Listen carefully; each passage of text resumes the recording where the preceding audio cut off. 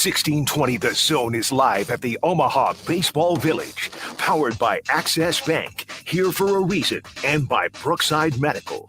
Here are Connor Happer and Ravi Lula on 1620 The Zone. We are here for what could be the final day of the Men's College World Series. Pour one out. 2022. Connor Happer, Ravi Lula with you from the Omaha Baseball Village. That's right. This is a combo that hasn't happened in a while. Not on these airwaves. Not on these airwaves. And here we are from the Baseball Village, getting you ready for College World Series Championship Final Game number 2. Ole Miss was a 10-3 winner last night with some late inning heroics, including back-to-back home runs, which was a ton of fun. The rarely seen back-to-back-to-back. Never in the ballpark, otherwise known as the Chuck. And not in the College World Series since 1998. Which was LSU. I believe so. Because, of course, it was LSU in the late 90s. I believe Rob Anderson tweeted out the back-to-back-to-back home runs equaled the number of total home runs in 2014 College World Series. Amazing. And the number of home runs in the 2015 College World Series. Amazing. I believe he also tweeted out Rob Anderson, who's, is a good follow around this time of year for all things College World Series. He tweeted out the video of Jim Schlossnagle talking about it when he was the TCU coach in 2014. And he said, look, I got to be careful up here because I don't want to say anything too disparaging, but it's a shame what we've done to college baseball. He was referring to the stadium and how large it was playing and how the games were all 1-0 and everybody was just winning by bunting and stuff like that. He was like, this is the worst thing ever. Well, he only had to wait a couple more years and things are a little bit different now. Don't worry, guys. We fixed it. Hour 1 is presented by Union Bank and Trust. People don't have your money. Your money has people. Member FDIC. Connor Happer, Ravi Lula with you out here. Mike McGill is with us as well. Maybe we'll get Mike to pull up a microphone at some point. He's got takes. Does he have takes? I think so. We'll get him to have a take on something. And Chance is back in studio. And this is powered by Access Bank, here for a reason. Yours. We're going. We'll talk a little bit about what happened last night. First of all, I mean, we're maybe I should wait a little bit later until some more people kind of pile in here. But I do want to earn some brownie points with some Ole Miss fans. Holy smokes! Oh yeah! Holy smokes! 20,000 plus people here. Yeah, the ratio is like 10-1 Ole Miss to Oklahoma fans. So do you remember so Nebraska played in that Big Ten final at the ballpark across the street at the Chuck. I don't know what year it would have been, but they weren't a great team, but they got all the way to the Big Ten final, and I think they were playing Indiana. And that sounds right. Yeah. It was like, wasn't that the Kyle Schwarber team? They had to, no, I think it was after, because the Kyle Schwarber team, I think they played them up in, you might be right. I have a hard time. The years blend together. Sure. But there was a time when Nebraska played here in the Big Ten championship, the Big Ten tournament. And in the final, they had to actually open up the outfield, because there was 20,000 people. Yeah, there was an overflow. And that's not normal for the Big Ten tournament. People who are coming in from out of town may not know this. They also usually play the Big Ten baseball tournament across the street as well. It is not quite as star-studded of an event as this one is. Doesn't quite live up to there were not 20,000 people there this year. Not total over 5 days. So take that into account. But what Ole Miss did and what their fans have done this week, and especially last night, and you will see again today, is going to rival that, if not more. And it's on a championship stage, which is a lot of fun. I enjoyed the last couple innings last night just for that. I hope that we get a good game today, so we get so the crowd sort of has an impact on it. Yes. And we'll get to maybe clinch a national championship in daylight. Always cool. Is it cool? I mean, let's talk about this. So I guess you would rather have it be a night game? Well, yes. Yeah. I mean, I don't know. It's a Sunday afternoon for baseball. That seems about right. So like think about the dog piles that you've seen in super regionals. They usually happen during the day. right? Yeah, a lot of times, yeah. I can't think of a time where we've clinched a national championship or a title of any sort really during the day. I just imagine myself sitting on the couch in the basement watching it, and it's 10 o'clock p.m. and I'm like, oh, that's cool. They clinched a championship. Now I'm going to go to bed. It used to happen at the College World Series all the time. Right. Because it was a Saturday afternoon final, winner-take-all game. And that's kind of when I grew up with the College World Series, so I'm totally okay with it. And we had a weird one where it got pushed back a whole bunch because of rain in 2016. That was the year Coastal Carolina won it. They clinched it during the day too. Yeah. But it was not scheduled to be that way. No, but if you go pre-championship series, so when was that? 2011, 2008? When did they move to the championship series? No, it was before that. They switched they switched ballparks 2011. I was getting that confused. Right. Yeah. But it was like early 2000s, right? They used to just have it on Saturday afternoon all the time, and it was great. It was a great atmosphere. That's because CBS was running it. CBS was running the championship. They're like, we love when things are at 2. And they're like, They're like 2:30 is our sweet spot. Yeah. This is a winner take all, and it was great. It was terrific. I don't know what it is about CBS and 2:00 in the afternoon, but they're just a huge fan of that. I have a theory that it is the old people network. And so they enjoy. They're playing to their sweet spot. What made you think that, Robbie? Well. Mostly their programming. The fact that 60 Minutes comes on right afterwards. Yes, that every sporting event is directly followed by 60 Minutes. Yeah. That their entire lineup is built around procedural cop shows. And that Tom Selleck is prominently featured on every poster, every imaging. Still in 2022. He's in his mid to late 70s, I believe. So I'm going to repeat this a couple times during the day. Great job, Ole Miss fans. They did terrific. You have made this event really, really fun this year in a year where we haven't really gotten very many good games, except for the 2 with Arkansas and Ole Miss leading into the championship series. Those were our one-run games throughout the entire thing. Other than that, we didn't have the first 11 games of the College World Series. All were decided by 4 or more runs, and some of them didn't. Some of the 4-run games didn't even feel that close.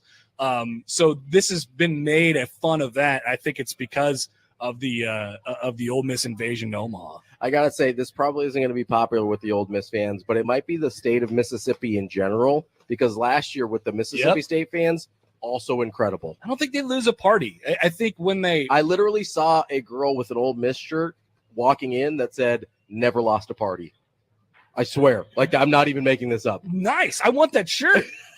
I mean, look at what's going on across the street in the Jello shot battle. I was just gonna say that they're paying $4.50 for a Jello shot, and they've got they bought 13,000 of them over the last 10 days. Dude bought $2,000 in 2,000 shots, $9,000 worth of shots in one pop. Yeah, just hey, we're just gonna throw down a 10 spot here on shots. When that scoreboard is up there, we're going to win it regardless of what it is. And if we can't win on the baseball field, we're going to take things into our own hands in the Jello shot across the street, the Jello shot battle. When they say never lost a party, they're like, especially when we're keeping score on the party, we will not lose. They made this thing a lot of fun. It was a lot of fun last night. Obviously, it got really fun late with the back-to-back home runs. Yeah, the place was bouncing. It was. Yeah. I don't think. I mean, I don't want to be too hyperbolic because I haven't been to every game over the last, at least since it's been here at this ballpark. I haven't been to every game. I'm sorry. How dare you? I'm just going to be honest with you guys. I haven't been to every single game. It's embarrassing. But I have been to most of them this year, and certainly that atmosphere last night was as good as it gets this year. And I would venture to say that it hasn't been much better in the history of this ballpark as far as the fans invading to try and bring their team to a national title. The history of this ballpark, for sure. I mean, obviously, I can go back to some of the atmospheres at Rosenblatt. Yeah, you go back to Nebraska. Fans, with the Nebraska ones. Although Nebraska did not do a whole lot / any winning. Hey, they won that one game. They did. They did win the one game. And then they had to pitch to Jeff Larish for some reason. They're like, yeah, let's pitch to this guy some more. It seems fine. No, but so I will say if Nebraska had won a couple games, it probably would have. The stadium would have fallen down. Yes. The demolition would not have been necessary. Yes. That thing would have just imploded on itself. But some of the LSU fans in the late 90s, early 2000s at Rosenblatt. But as far as this ballpark, since we've moved over here, last night is probably as good of an atmosphere as we've had. Connor Happer and Ravi Lula with you. There's a couple things that I want to bring up specifically because we have Ravi here. First of all, I sit down today. He's like, you want me to talk some NBA draft for 3 hours? I got takes. I have things to talk about. So we'll leave an open forum for Ravi at some point during the show. He's told me that free agency is upcoming. It's coming up. It starts on Thursday, which is I can't wait. Look at him right now. I'm so excited. I don't know who's opted in, who's opted out. So we'll get some sort of rundown on that. Also, we'll be talking about pepperonis during the show. Oh, I love a good pepperoni. And just how I brought you around. Yeah, I brought you around. It's worn on me a little bit, so I have to give Robbie some props on Wait pepperonis. till you get in on the salami.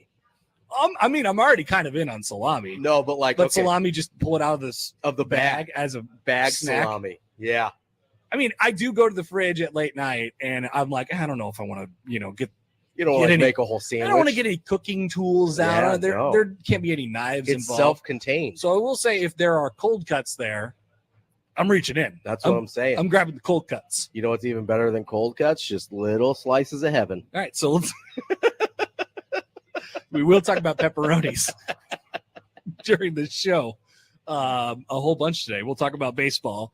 Maybe some Husker football. There was some news yesterday. Happened, yeah, which is sort of interesting. Which is, I mean, that's perfect. Nebraska in the middle of June, right? Yeah. Something terrible is going to happen. Everything's going along just fine. You're actually, you might even be getting sort of confident, like, this has been a weirdly strangely quiet off season. This is probably a good thing. We haven't lost an AD yet this year. Terrific. Yeah, we're 1 year removed from the Bill Moose saga ending. Finally, I was reading some tweets from last year yesterday, and the quote from Bill Moose, because it was obviously Sipple who got in touch with them. Sure. That was the scary thing about Sipple losing his contacts, by the way. I was worried that he wasn't going to be able to call Bill Moose sitting on his ranch. But he called him right afterwards, and the quote was, "Apparently it was time." That's the best. That was literally Bill Moose's quote. Apparently, he's like, I thought you were going to stay through, because he had been on the record like that he wanted to stay through the end of his contract. As soon as a week or so before it happened, it was very public that he was like, "No, I'm going to stay through the end of my contract." And yeah, there was, that was what we all expected. It was like, oh, actually. Spoiler alert. He's quote unquote retired now. He did not stay through the end of his contract. He did not, because he was retired by somebody else. And then he said afterwards to Sipple, apparently it was time. Yeah, he was like one of those boxers that thinks he's got something left, and then they're sent into retirement by someone. Bud Crawford's done that to a few people. Yeah. And they're like, apparently it's time for me to be done. I've been retired now. So it's been 1 year in the Trev Alberts era. Maybe we could grade that. Retrospective. There's been some things that have happened. There have been things. Is it presided over I would call any good sports teams, with the exception of the women's side? Yes, I would. All of the men's teams have been dreadful. Correct. I think that's putting it nicely. And that's all Trev's fault.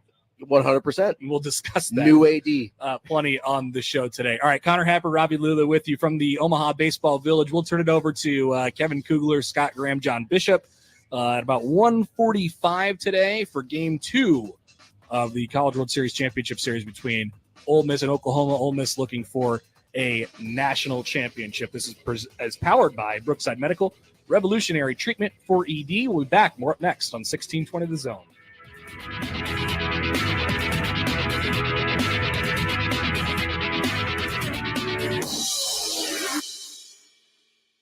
At Union Bank, people don't have your money. Your money has people. First home people, investment people, people who answer the phone and your chats, dream car people, dream retirement people, driving your dream car in your dream retirement people, small business people, credit card people, and all the other people you need. At Union Bank, our people help you do more than you dreamed possible. So stop in and say hello. We can't wait to see you. Union Bank and Trust. Member FDIC. MD West One has been the official team doctors for the college baseball championships for over 50 years. MD West One is honored to be back in the dugout this year to care for the athletes from all over the country. MD West One specializes in orthopedics, sports medicine, neurosurgery, and spine. They're voted first place in the Best of Omaha for 3 years in a row. MD West One has multiple locations across Greater Omaha, including an ortho and spine urgent care. Go to mdwest1.com to meet the doctors in the dugout. In America, the future belongs to everyone. So we designed the Ford trucks of the future for everyone. Ford F-Series, America's best-selling trucks for 45 years straight. Made for performance and capability on and off-road. Because the trucks of the future aren't designed for a few. They're built for America. Ford F-Series. Drive one today. Based on 1977 to 2021 calendar year total sales. ED meds are great. They work for erectile dysfunction, but it's time to stop with the pill and think Brookside Medical Clinic. Brookside has the advanced wave technology, which has been proven by Cambridge University to restore and regrow blood vessels. And when you call Brookside now at 402-671-7777, you can get a free blood flow ultrasound and consultation. Remember, you can't play baseball without a bat. Fix your ED problems with the advanced wave technology at Brookside Medical. 402-671-7777. Twisted Thunder Fireworks is going to save you big money. Twisted Thunder Fireworks are in. Twisted Thunder in Meade, Valparaiso, and their new location in Gretna are open for business on June 25th. The Bennett location just south of Lincoln and the Omaha location at Westroads Mall across from Topgolf are open on June 28th. You'll find the best variety and the lowest prices in the entire state of Nebraska. See page after page of the full inventory online at twistedthunder.com. Go to twistedthunder.com to check out all of our locations and new products and pricing. That's twistedthunder.com. Food, festivals, and a whole lot of fun. You're sure to find some this summer in Sarpy County, Nebraska. From festivals and fireworks to homemade ales and beers to a winery and distilleries, Sarpy County is your go-to destination for summertime celebration. There's also shopping, sports action, concerts, and a whole lot more. But summer isn't going to last forever, so get out your calendar, click GoSarpy.com, and start making plans. Sarpy County Tourism. So near, so fun. Thanks for calling 1-800-GOT-JUNK. This is Sarah. How can I help? I want to hear that sound again. We make junk disappear. All you have to do is point. That's the sound? That's the sound of the room getting bigger. And cleaner. And happier. I love a happy room. Is there anything else we can do for you? I'd like you to come to my house right before we go on vacation. You want to come home to a big, clean, happy house. There's nothing better than that. Call 1-800-GOT-JUNK. Or visit 1-800-GOTJUNK.com. 1620 The Zone and Ted and Wally's Ultra Premium Ice Cream are giving our listeners and baseball fans the chance to win big. Come by the Zone booth at the Bullpen inside Omaha Baseball Village during the college baseball tournament and register to win a summer vacay prize pack of a grill, KC Royals tickets, a gas card, and ice cream for a year from Ted and Wally's. 1620 The Zone and Ted and Wally's want your summer vacay to be cool. We'll see you at the Bullpen inside Omaha Baseball Village, June 17th through the 26th. Now back to the Men's College World Series special, live from Omaha Baseball Village, powered by Access Bank, here for a reason, and Brookside Medical on 1620 The Zone. Connor Happer and Robbie Lula back with you from the Omaha Baseball Village, getting ready for Game 2 of the Men's College World Series Championship Series final. Ole Miss and Oklahoma. Ole Miss looking for a national championship. I will say this, though. I last night felt sort of monumental, obviously, for Ole Miss. You know, whoever's going to take game one of the series is really important. Then we just talked about the crowd and all that stuff, too, and they're going to be on them today. I would not count out Oklahoma. No. They were uncharacteristically sloppy. John and I were talking about this a little bit in the first couple innings of the game. I thought they were just really tight last night. Yeah.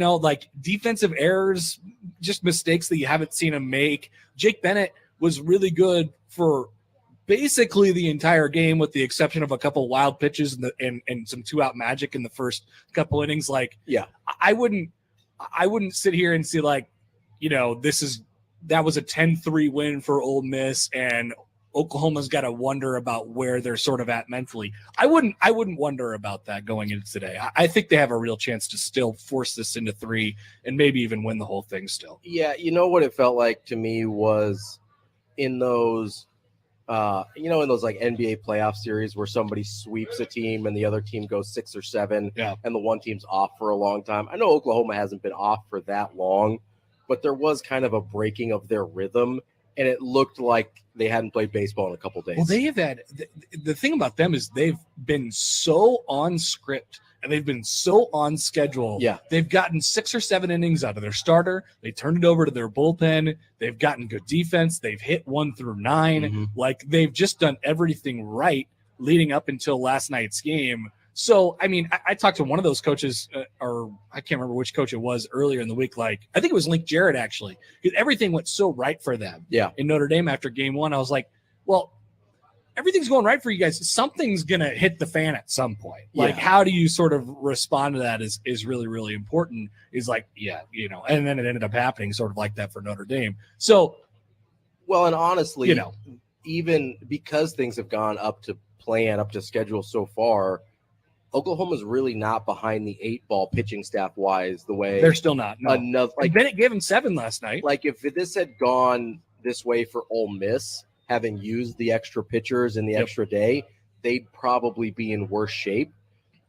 As is, Oklahoma's still in really good shape in as far as their starters and bullpen are concerned. So that goes to your point of would not surprise me if they make a 3-game series out of this, could possibly still even win. I think so. Obviously, Ole Miss has some momentum coming off of last night, especially having a guy where you really don't know what you're going to get out of him as a starter. Jack Doherty. That he totally flipped the whole thing. He did. Yeah. And that's, I mean, if you're Ole Miss, you had to have that. You had to have somebody who you didn't know what you were going to get give you something like That's what you're saying going into yesterday. Like, I just like how this sets up for Oklahoma. They have Bennett, and they'll go with Cade Horton in game 2, and they'll still do that tonight.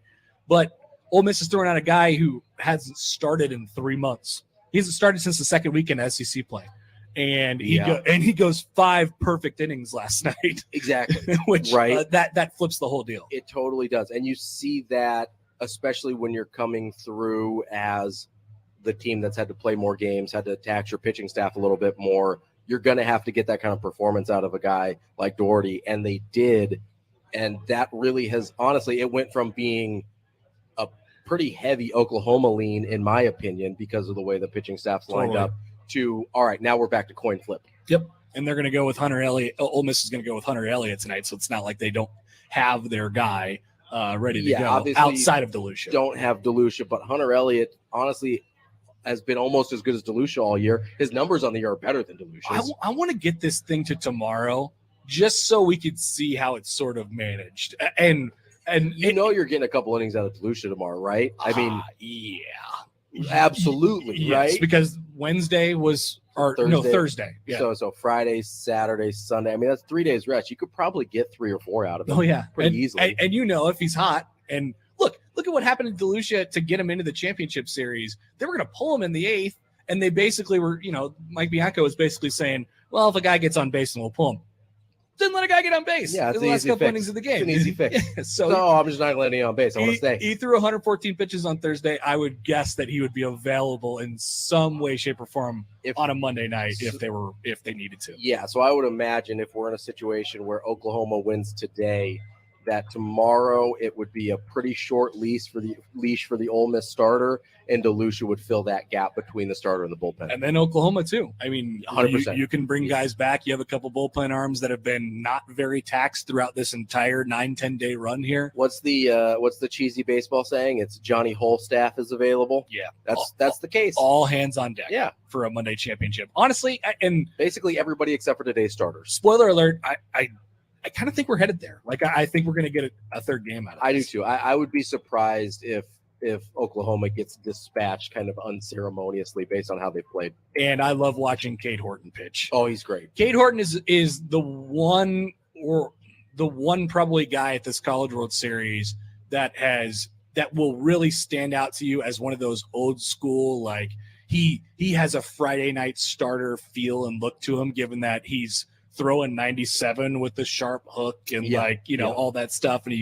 And he's got sort of that mentality out there. He's got that dominant starter vibe. Yeah. I mean, he's good and he knows it. So I didn't know this up until a couple of days ago. He's a redshirt freshman. He's draft eligible after this year. Is he? Yeah. So he's going to go somewhere. Sure. Because on his first start, whatever day that was, Oklahoma's second game, there was at least 10 radar guns on his every pitch behind home plate. Yeah. So I guess I didn't realize. I always get confused on which second-year guys are draft eligible and which aren't. I think it has to do with their birthday. I have no. Yeah, I think that's it's right. an age thing. Yeah. But I always get confused because I don't randomly know college baseball players' birthdays. But we could check. Kate Horton's birthday brought to you by Union Bank and Trust. People don't have your money. Money has people. It's hour one, by the way.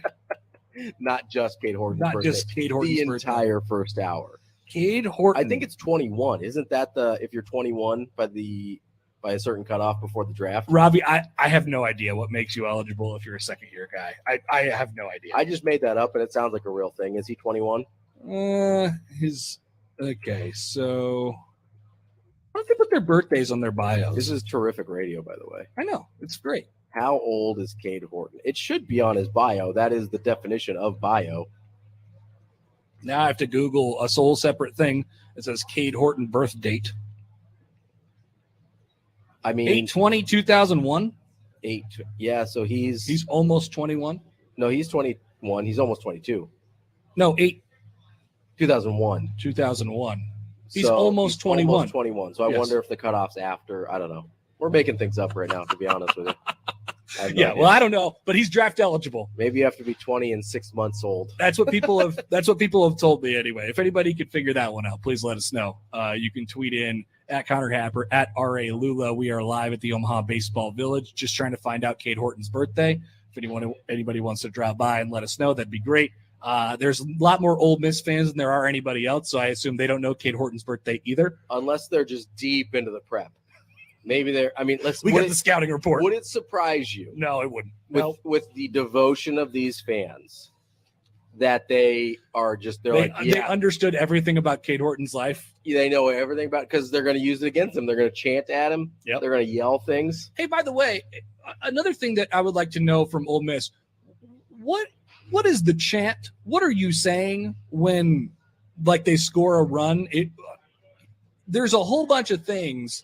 It's not like spelling out the word Mississippi or anything like that, but it's like blah blah blah blah blah blah blah blah blah blah blah blah blah blah blah. Like I don't know any of it. I don't understand anything about what they're saying. If there's an Ole Miss fan that's listening to this right now, drop by the Zone booth here at the Omaha Baseball Village and please tell us. Yeah, because I don't know what you guys are talking about. I would love to know. And I'll throw a sweetener in, a literal sweetener, an actual sweetener. You can come by the Zone booth inside the Omaha Baseball Village, register to win ice cream for a year from our good friends at Ted and Wally's. Ted and Wally's, the official ice cream of 1620 The Zone, celebrating 35 years with over 3,000 flavors in Benson and in downtown Omaha. That's a professional transition right there. Thank you. So it does have to do with turning 21 years old. I don't know when the cutoff is, but it is having to do with being 21. Okay. Well, so there we go. He's going to be 21 in August. That is what we've learned. Yes. So he apparently is draft eligible. Conversation figured out. It only took us like 8 to 10 minutes just to get to that point. Speaking of a draft, we'll talk NBA draft with Robbie Lula coming up. No, let's set things up a little bit more here. Mitch Sherman is going to drop by. He's been at the College World Series basically for the last 10 days here. He's been there the whole thing, and he'll talk some Husker football with us at noon. And we'll talk some things about Husker football, get into the Nori Newilly suspension for the NCAA. Not great. Not great. Not ideal. Not ideal. Projected starter. Projected starter on a position that had some questions. Has more questions now. Still has some questions. Yeah, additional questions, if you will. So we'll have that. Why don't we do that a little bit coming up next here from the Omaha Baseball Village? Connor Happer. Actually, let's get a traffic update first. It was pretty light coming down here. Yeah, it wasn't bad yet.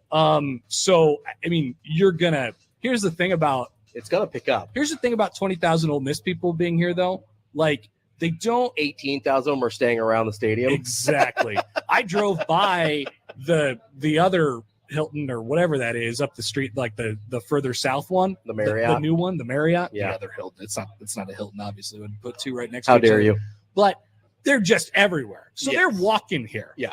Foot traffic heavy foot traffic. Car traffic a little lighter. You're going to be okay for a little bit, but stay tuned for our next update. That's presented by Park Omaha. Make a game plan for your parking. Reserve a downtown parking space in advance at parkomaha.com. We'll come back. More up next here on 1620 The Zone.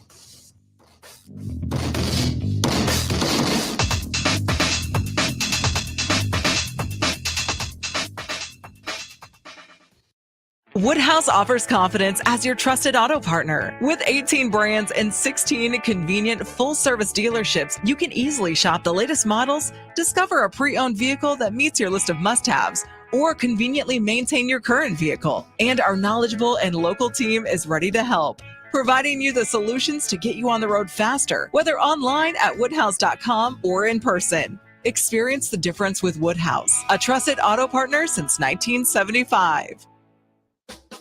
Curveballs belong in baseball, not your bank.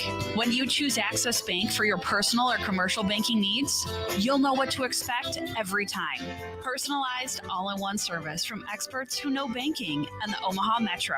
Access Bank has convenient branch locations and easy online solutions. Because we're here for a reason, to make your experience a home run. Learn more at accessbank.com. Member FDIC.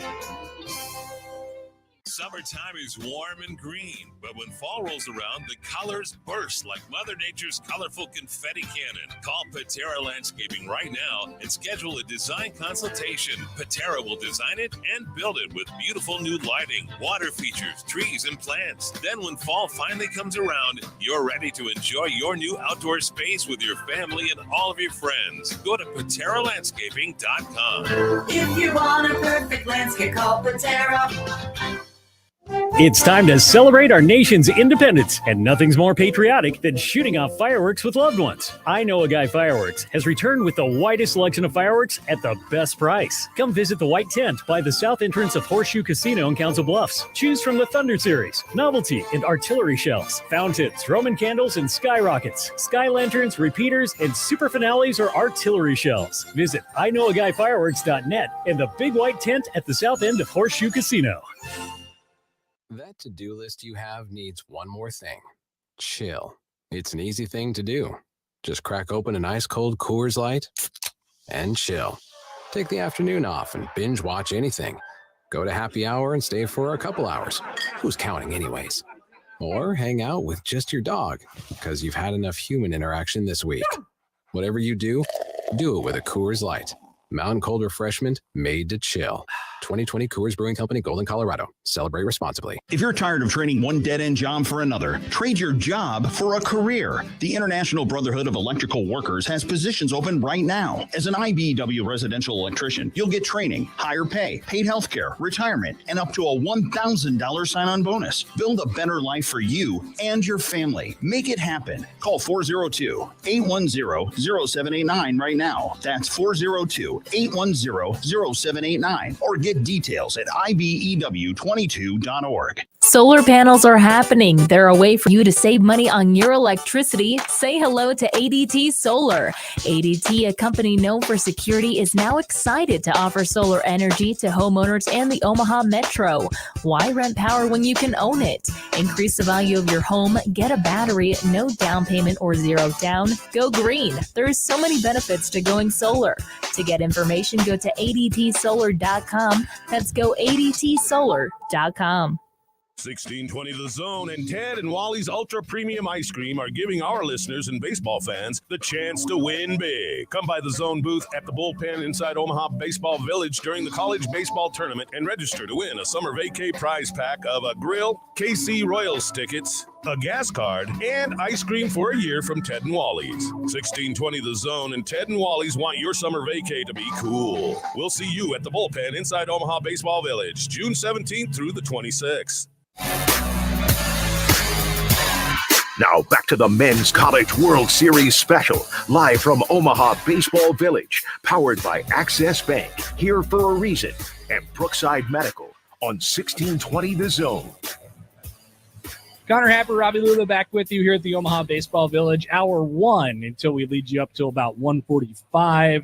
We get you ready for Ole Miss and Oklahoma, game number 2, the College World Series Championship Series. Ole Miss looking for a national title today. Hour one presented by Union Bank and Trust. People don't have your money has people. Okay, so we asked during the break, what are they saying during the Ole Miss chant? What are they saying during the Ole Miss chant? And now look at us. We have a gathering of all the Ole Miss fans, and they have come for a live performance. They have. of the Ole Miss chant. They're very accommodating. So I'm going to have some questions for you guys afterwards. I'm going to have some questions afterwards, but we're going to do a live performance of the Ole Miss chant. We're going to try and decipher what they're saying. We'll see if we can figure it out. The way to start it is, are you ready?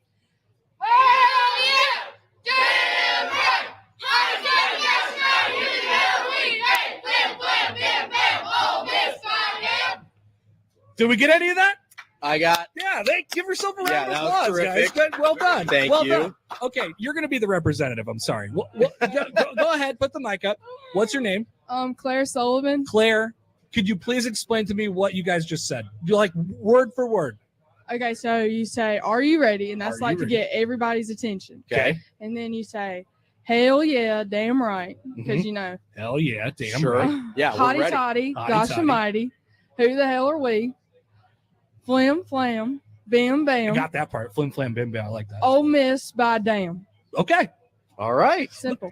It's really easy. It is very simple. Now that I think about But it. when they go fast, it's hard to hear it. It's hard to Exactly. catch it all. And then, okay, yeah, give it over to her. She has something There's to a say. PG. There is a PG version. Okay, what's the PG version? What? Do we not just do the PG version?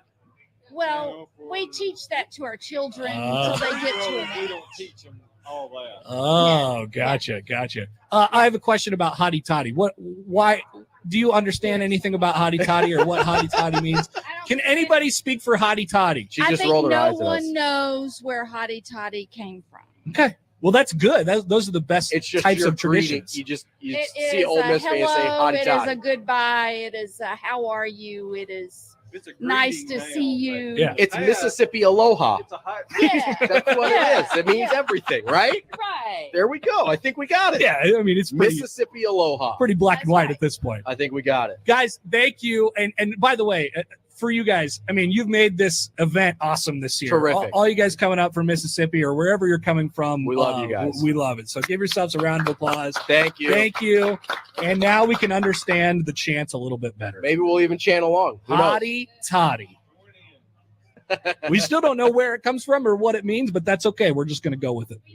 They don't know either. It's Mississippi for Aloha. I think that's right. I've read a story here, Bleacher Report. Okay. They did a look into this They at did some a deep point. dive. Yeah, sure. Bleacher Report, known for its investigative journalism. Basically, they're saying that they don't know either, but they're giving us the possibilities of what it could mean. Okay. To many Rebel fans, the possible Virginia Tech connection, there's a Virginia Tech connection. So among some of the more popular suggestions of origin floating around are that it was developed after the Virginia Tech regimental band called the Heidi Tidies. Okay. Hello.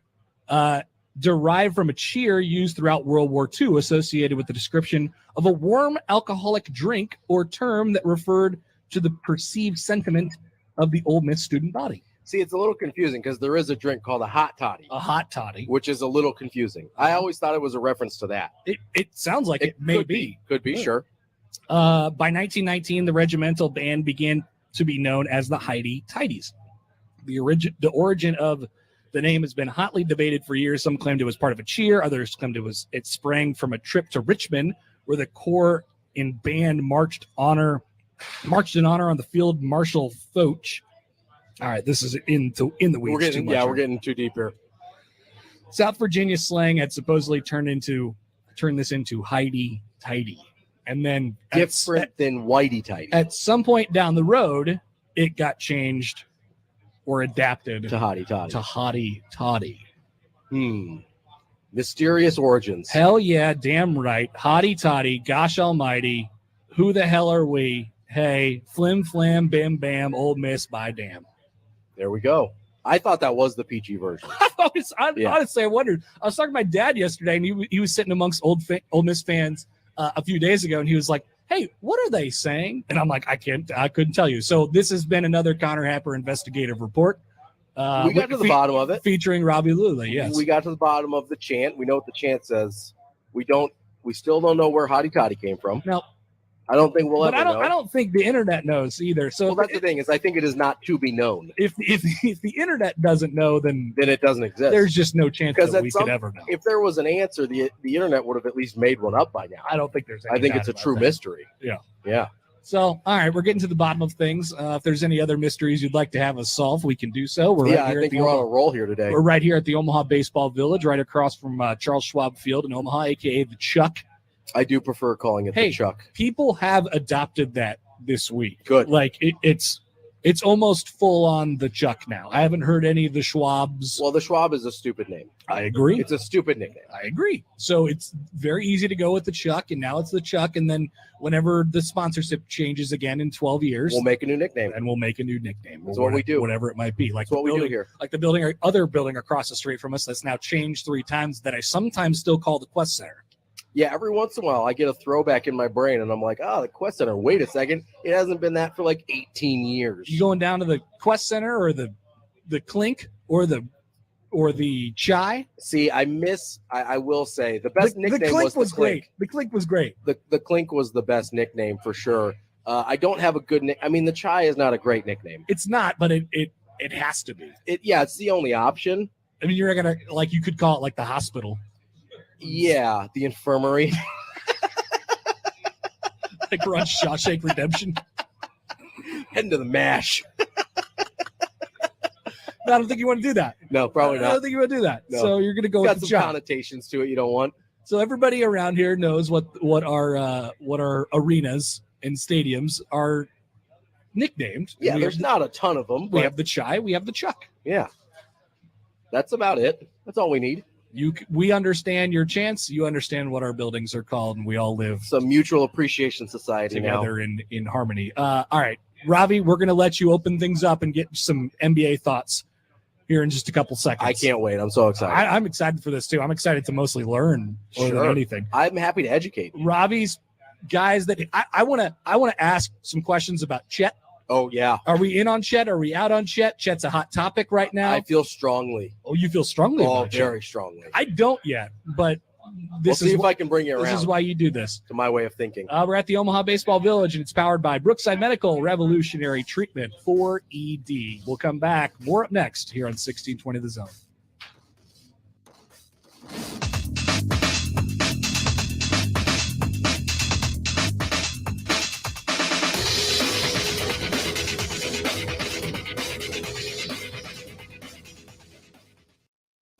An estimated 80% of Americans aren't getting their recommended daily amount of physical activity.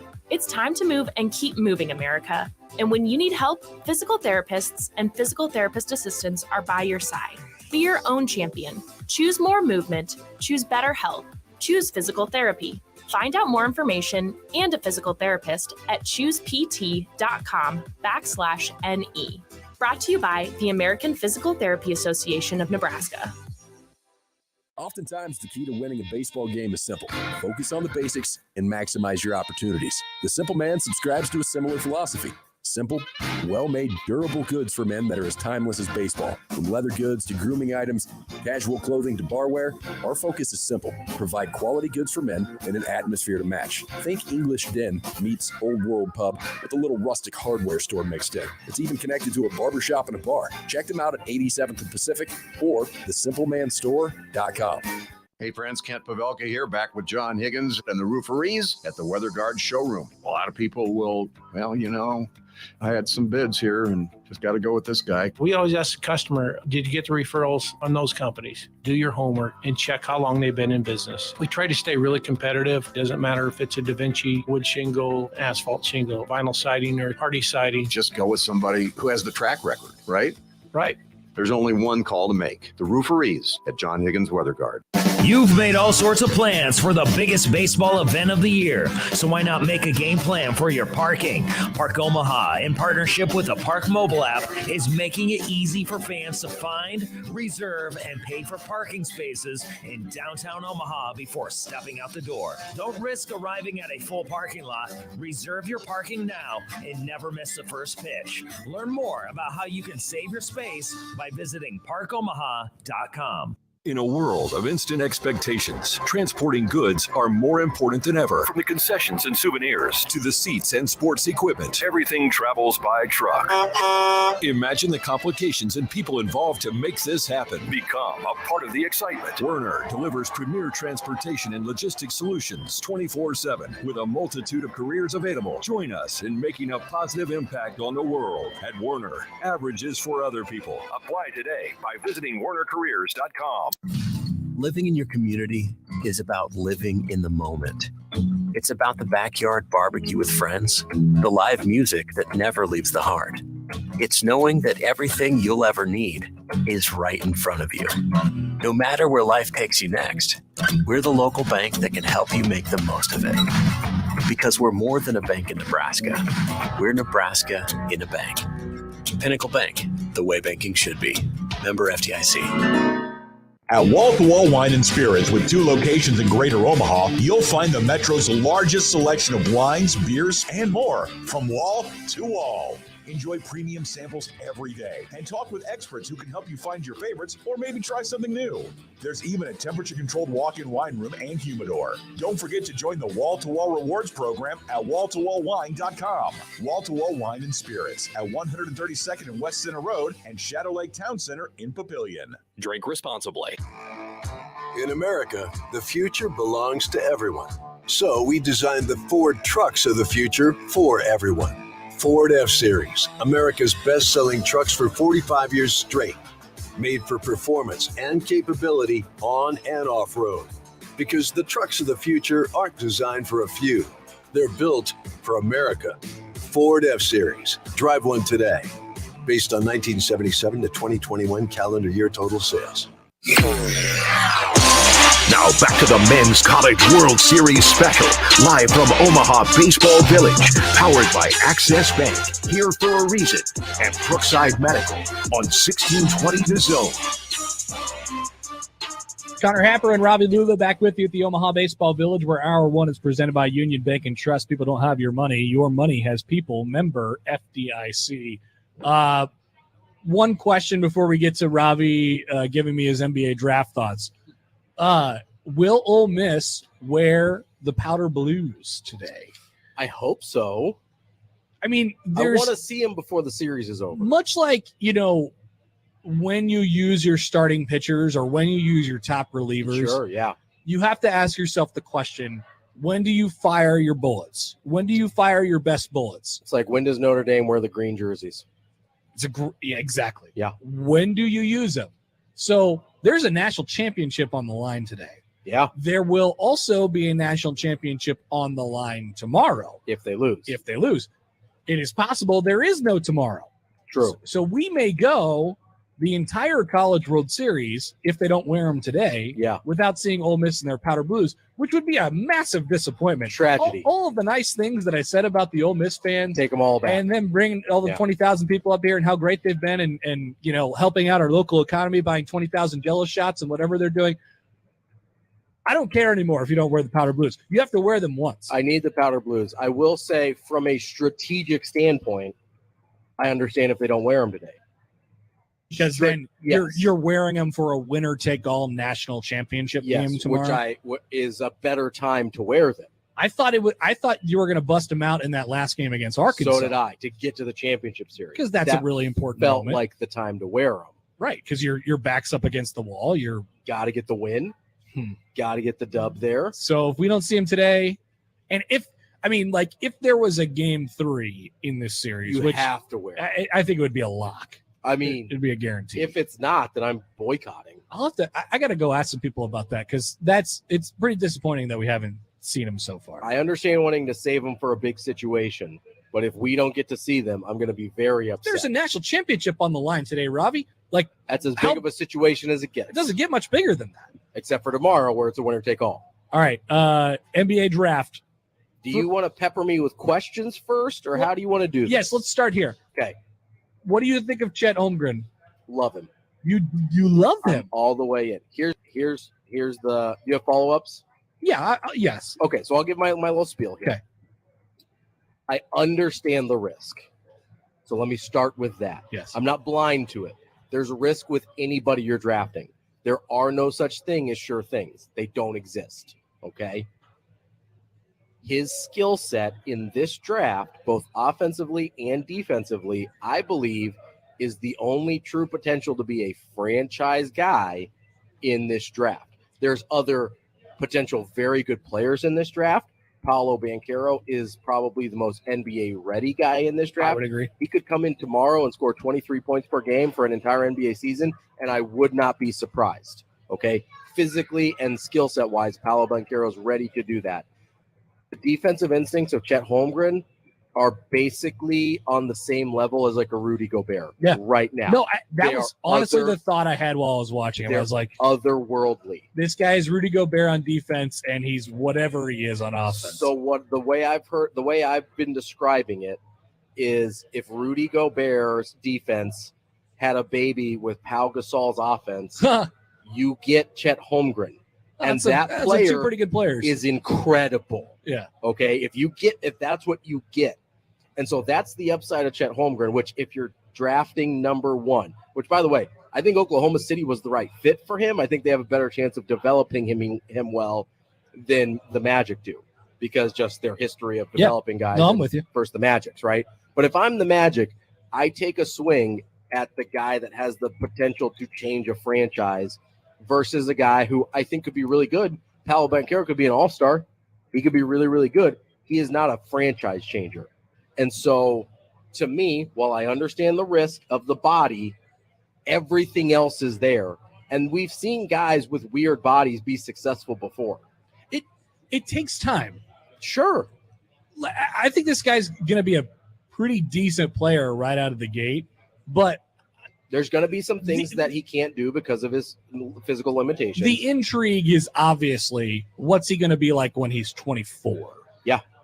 Like what he's what already does he look like 3 to 5 years from now? He's very interesting at age 19 because I don't think he's actually going to get very much bigger, but how much stronger can he get? That's it. That's the key. Because if he can be strong enough to hold his own, then it's a game changer. Because you even saw it last year in some cases. He's playing the West Coast Conference. Like he get bumped off his spot sometimes for sure. Yeah, but he was still incredible.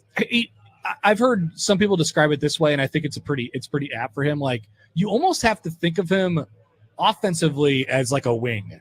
He is. I mean, he is a wing offensively, right? And he's 7 feet tall, so you might not be like, well, this guy's he's a big, right? He's the same thing with Kevin Durant, right? Right. You looked at Kevin Durant and you're like, oh, he's a wing. I mean, he started his career as a 2 guard. Yeah. You maybe play him at the 4 now as he's aging out of his athleticism a little bit, but you don't look at Chet Holmgren and say, yep, that guy's going to be.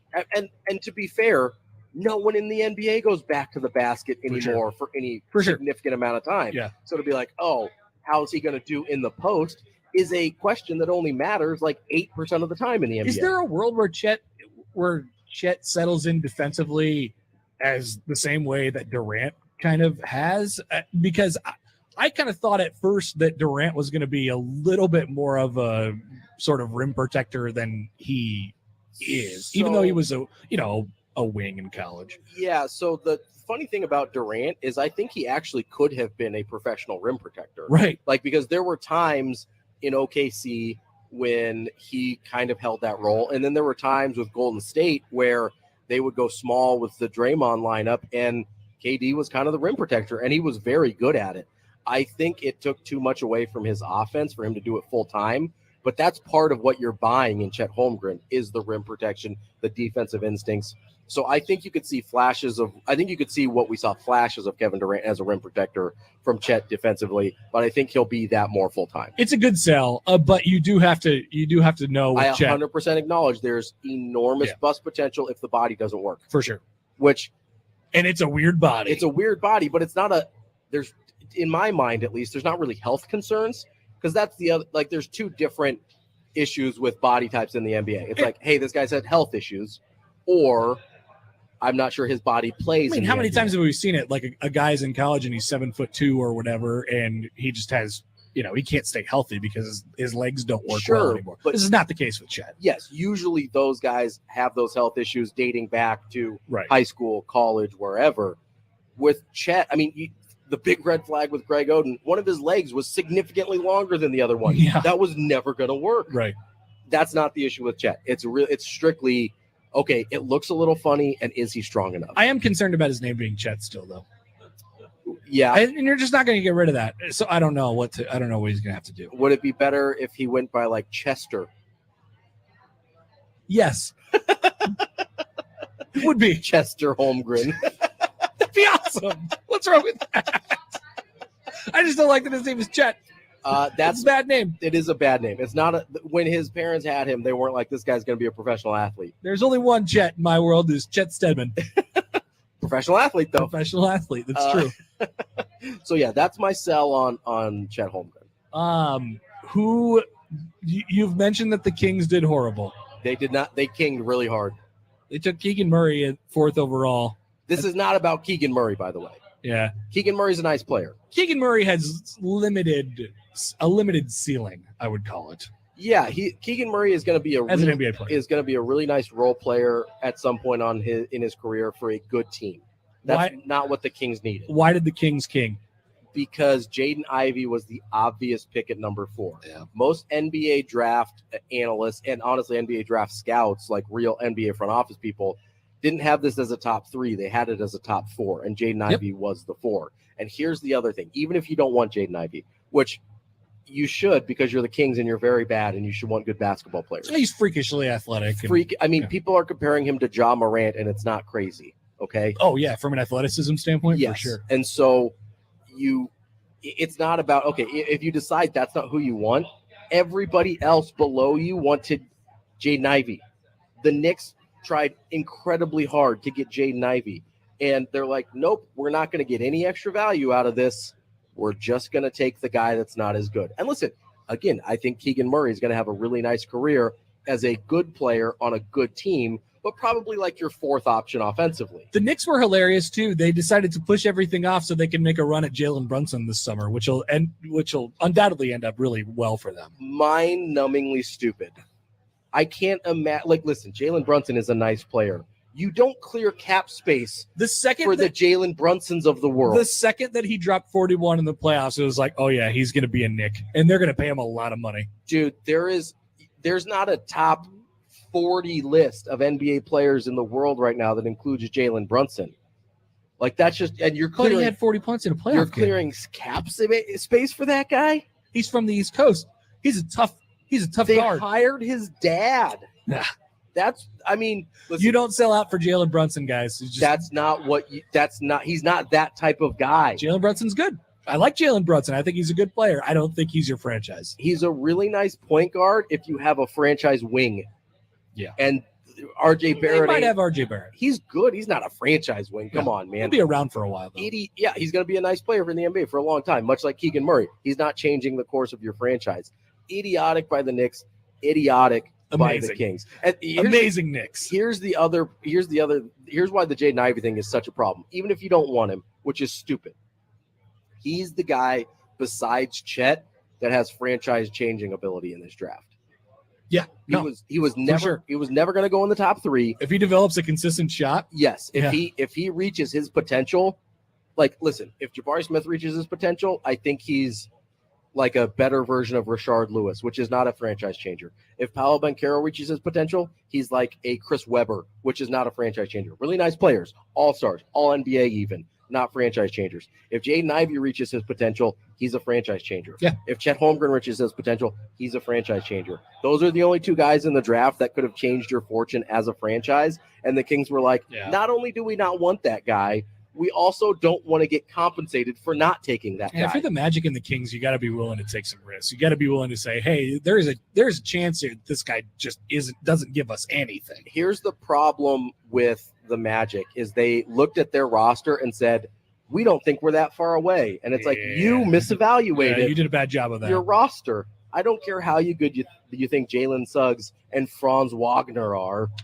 They're not getting it done when you add Paolo Banchero to the mix. Yeah, I've heard all the Franz Wagner talk over the last couple of weeks from the Magic. I'm like, nice player. He's part of your big 3? Nice player. Jalen Suggs did not have a great rookie year, but I liked him coming out of college. Nice player. They don't make you a contender when you add Paolo Banchero to the mix. And I like Paolo, but He's not what they needed. And now we have free agency, and this could get fun. I'm excited. There's so many possibilities. I just am mostly excited to tune into the Kyrie It's saga. gonna be a bleep show. Oh, it'll be a disaster. Yes, I can't wait. Because if he decides that he's out of town, then there's a pretty good chance KD demands a trade. In which case, you're going to see. Which I don't know why Kevin Durant.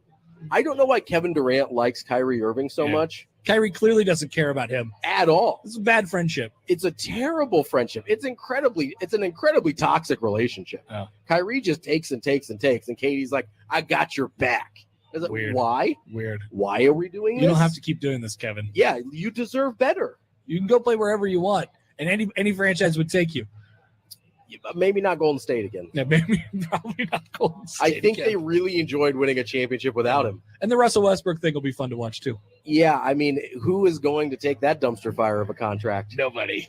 Maybe OKC actually. Yeah, that's actually on the table. And then he'll be really good, and they'll trade him at the deadline for 42 more draft picks, which will be fantastic. That's what OKC does. All right, there's Robbie Lula's NBA draft / NBA corner. Yeah, nice job. Thanks for letting me get it off my chest. That worked out. I That worked appreciate out really that. well. I'm sure there's more thoughts, and you could, just tweet them or something. Yeah, that's what the Twitter's for. We are at the Omaha Baseball Village. Mitch Sherman of The Athletic is going to join us. He'll stop by here in just a couple seconds on his way in. We're powered by Access Bank, here for a reason, yours. And finally, hour one is presented by Union Bank and Trust. People don't have your money. Your money has people. We'll come back with Mitch here as we're a little under 2 hours away from Game 2 of the College World Series Championship Series. Game number 2 between Ole Miss and Oklahoma. We'll be back with more on 1620 The Zone.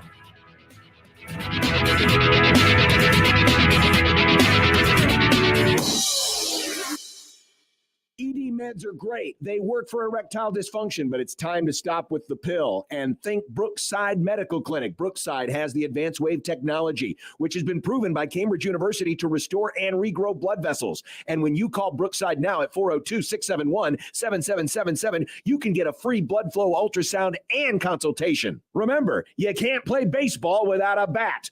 Fix your ED problems with the advanced wave technology at Brookside Medical. 402-671-7777. Across the country, more than 3,000 people were killed by distracted driving. 3,000 mothers, fathers, sons, daughters, and friends.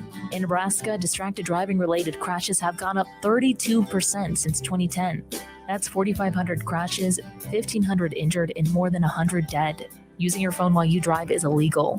Drive safely. Somebody's waiting for you back home.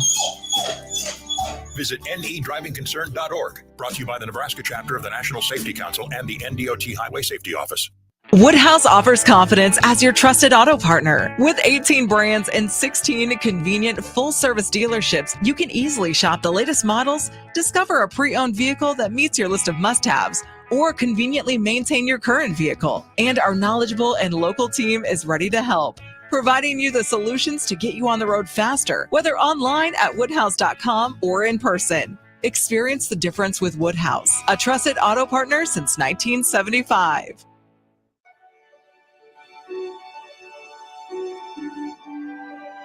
When does a moment become life-changing?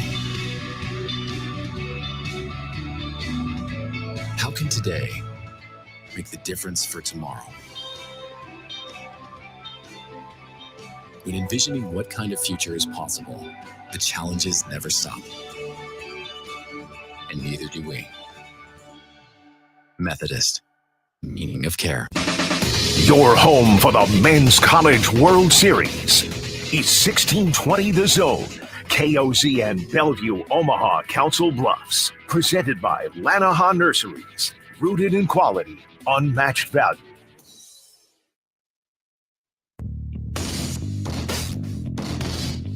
1620 The Zone is live at the Omaha Baseball Village, powered by Access Bank, here for a reason, and by Brookside Medical. Here are Connor Happer and Rafi Lula on 1620 The Zone. We are back here at the Omaha Baseball Village, just about 2 hours away from championship final, College World Series championship final, game number 2 between Ole Miss and Oklahoma. Ole Miss looking for a national championship today.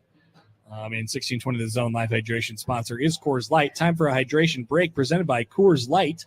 keeping Nebraska chill. And we're at the Zone booth, and you can come by, and you can register to win a prize pack of a grill, Royals tickets, and ice cream for a year. It's 13th and Mike Fahey. That's where we are at. We're joined by Mitch Sherman of The Athletic. You've been here for the last 10 days. Has it gotten old yet?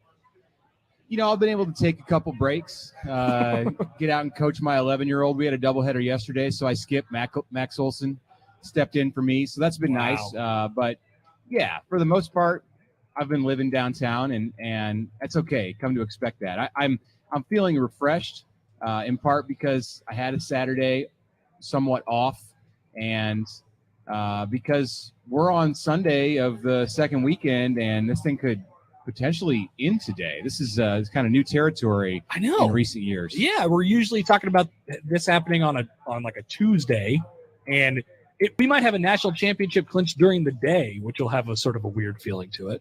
Right. Normally on a Sunday afternoon, right here, we're having a press conference to get ready for the finals, and there was one time that thing dragged into Thursday.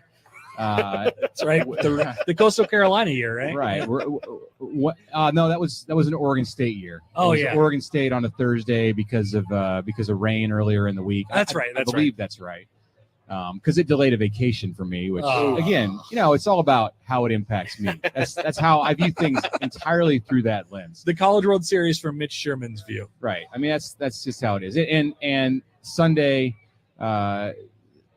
with the potential for a champion to be crowned, or Monday night. It feels pretty ideal. It feels much better. Yeah, I totally agree. It's been a weird College World Series. We had, I think that, and then going back to even prior to it, Tennessee obviously not here. Then you look at the two favorites, I think, for the tournament in its entirety, Texas and Stanford. They went 2-Q. We had Oklahoma advance out of bracket 1 with really no.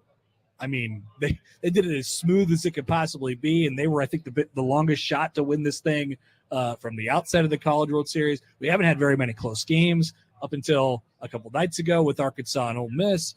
And now, Ole Miss is playing like they are the number one team in the country, which they were at one point. But they've been through hell and back. I mean, just the overview on this thing, it's been it's been a weird one. Well, it was weird from really the outset of the regionals with the number of second and third seeded teams in 4-team regionals that were doing well. So to get to Omaha and have that prohibitive favorite eliminated was, I think, right on course with the way this tournament has gone. And then for Texas and Stanford to be the first two out again, followed that path. More and more in college baseball, and we've seen this in some recent tournaments with teams that get hot at the end and win. It really is, I think, more now than ever about who's hot and not who's the best team. And this is not a new development, but this year is as representative of that trend and just the way that dynamic works in the sport more than ever with Oklahoma and Ole Miss playing for the championship, because there's no arguing that while they were not the best two teams or even among the two best teams in the regular season, they have been the two best teams in the postseason. Oklahoma from the Big 12 tournament on, and Ole Miss from the day that they got invited into the tournament on Memorial Day have been hands down the two most consistent best teams, and they're the two standing. So I feel like it's been mentioned a lot during this tournament, but it's worth repeating. There's a world where Ole Miss is not here and Mike Bianco's like out of a job. Like there's a world where that's a thing, and now he's one win away from a national championship. There's a world where Mike Bianco has been fired over and over at Ole Miss over the last decade. He's been in this position since 2001, which is an extreme rarity in this sport or any major sport, major college sport or pro sport, to have a manager or a coach in charge for as long as he has. 22 years. What comes with that in a high pressure situation like SEC baseball is that you haven't won enough. And even though he's been here before and he's had a winning program, as other teams in his conference and in his division, the SEC West, have stacked up the trophies. You had Mississippi State winning it last year. The pressure has built on Mike Bianco, and there is a large faction of people, many of whom are out there in powder blue in the stands today, who have called for his job. So among the college baseball coaching community, I know there's a lot of satisfaction, a lot of validation for what Mike Bianco is doing with this team to get this turnaround ignited this year. Mitch, do you have a theory on what accounts for so much of the variability in college baseball? Because, I mean, this isn't the first time we've seen a team like Ole Miss. I mean, they were the last team into the tournament. We had Fresno State, who basically would have been a 16 seed in basketball, back in 2008. We see this all the time in the College World Series and in baseball. We really don't see it anywhere else, with men's basketball kind of being the best corollary. Do you have a theory on why this happens? Well, Fresno State is the one that jumps to mind in 2008, and that was a different situation entirely. That puts this one, to shame. They were about to cut the program. Fresno State when the Bulldogs came through and won a national championship as a 4 seed out of 4 teams in their region. So Ole Miss looks like a prohibitive favorite coming into the NCAA tournament in comparison to what Fresno State did. But otherwise, you have Coastal Carolina from a few years ago that was a big Cinderella. And then I think this one, if Ole Miss wins it or if Oklahoma wins it, is going to rank right in there.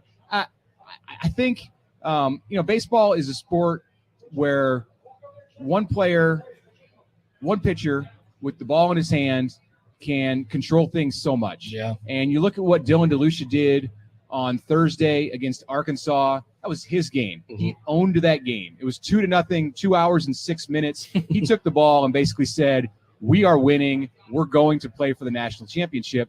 And in football and basketball, while a game can be controlled by a player, no one has the ability to control it as much as a starting pitcher. There's no doubt. And I think that's part of it. And part of it is just the nature of baseball. It's a sport where you have the ability to get hot, and hitting is contagious, and good defense is contagious. And I mentioned what I thought about pitching. So all of it just plays into this situation where a team can get hot at the right time. And you see it at the major league level. You see it where a team comes into the playoffs as a wild card, and the next thing you know, they're world champs. Where has that happened before? It's weird. I mean, I'm not talking about Kansas City in 2014 being one base runner away from winning the World Series. But you're not talking. I'm not talking about that. It's happened. Or how about the Royals in '85? I'm just going to make this an entire Kansas City Royals discussion. Mitch! I'm going to throw in Red Sox in 2004 just to tone down the homerism a little bit over here. Right. Baseball lends itself to that kind of a dynamic. Let's talk some football here. There was some big Nebraska football news yesterday with Nuri Newilly being suspended for the entire season by the NCAA. It's already a position group that, is going to have a close eye on it this year. Not a hot take. You need a good offensive line to have a good football team. But this one has been an Achilles heel for Nebraska for a couple of years. They're going to be without one of their main starters from last year. I guess when you pull the whole thing apart, how does the season look now, or how does the offensive line look now when that factor is included? More questions. Yep. Other than Cam Jurgens' development and dominance at times last year, Nuri was the best story on the offensive line. You had Teddy Prohaska, who came into the starting lineup with Nuri midseason, and then Teddy went down in the second game with a knee injury. So that left Nuri as kind of the guy to carry that flag of in-season development for Greg Austin and his core of linemen. And I thought Nuri more than held his own.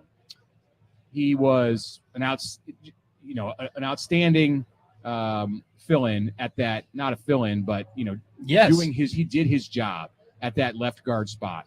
And he was somebody that I believe Nebraska thought it absolutely had as a rock on the offensive line this year. So while there is some depth, and you do have potentially a player like Ethan Piper, who started at that spot in his career, or Henry Lutovsky as a redshirt freshman who's shown a lot of potential in the program, or maybe Kevin Williams, the Omaha North graduate coming in as a transfer from Northern Colorado. this is not a piece you want to lose. No. And this is not a storyline with the positive drug test that you want to see come into play for Nebraska in this critical juncture for Scott Frost and his new faces on the offensive side and around the roster. So it's ominous as you read the tea leaves this offseason and try to get a sense of whether this is going to be a year where Nebraska makes a big leap, which frankly is needed, or stays at that level of disappointment that we saw in 2021. Put one down in the column for the wrong side, the side that people around here don't want to see. They're going to need good things to happen in order to overcome this loss.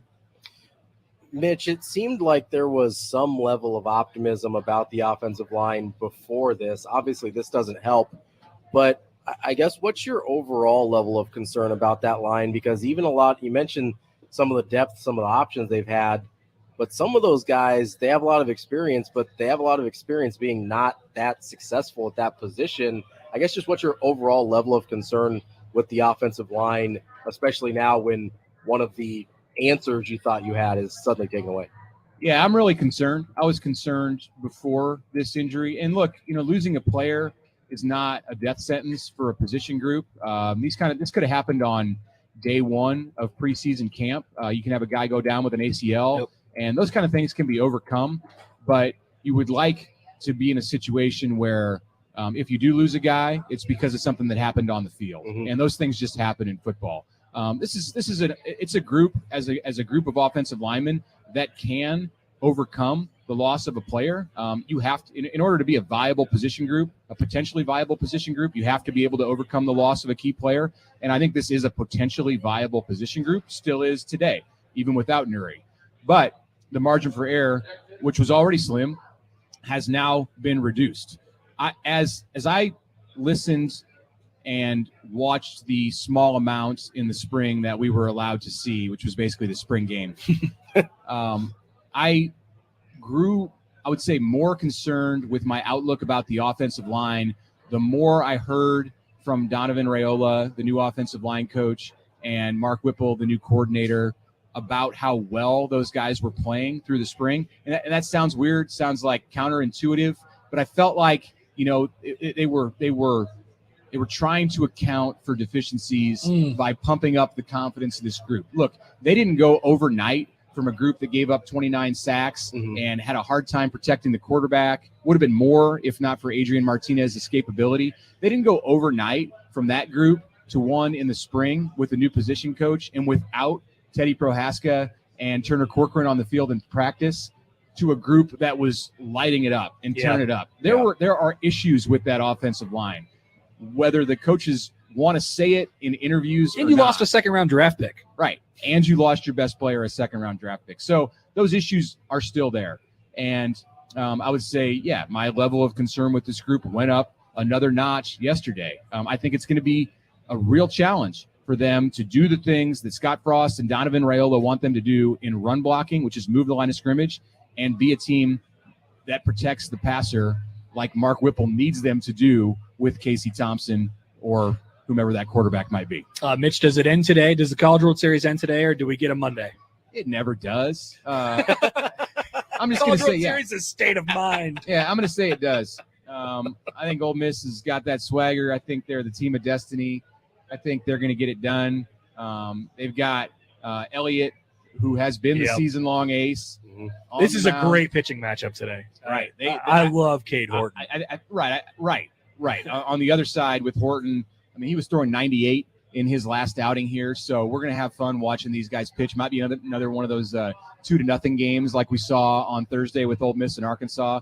I think Ole Miss is in position to do it, and if it gets to tomorrow, maybe the pendulum swings back toward Oklahoma. Yeah.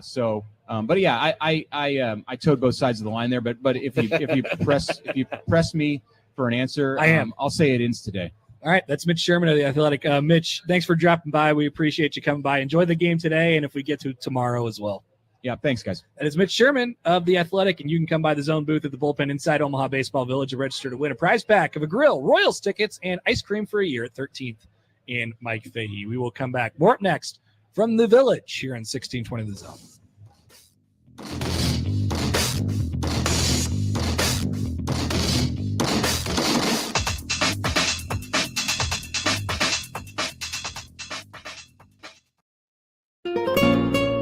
Uber and Lyft refuse to pick him up. He is the most uninteresting man in the world. Hi, I'm Bob Berger. Don't just get your taxes done, get them managed. If you're tired of losing sleep over your business and personal taxes, you're ready to make more money, give us a call. Call Berger, Elliott, and Pritchard CPAs at 402-551-1919 or visit bepcpa.com. Curveballs belong in baseball, not your bank. When you choose Access Bank for your personal or commercial banking needs, you'll know what to expect every time. Personalized, all-in-one service from experts who know banking and the Omaha Metro. Access Bank has convenient branch locations and easy online solutions. Because we're here for a reason, to make your experience a home run. Learn more at accessbank.com. Member FDIC.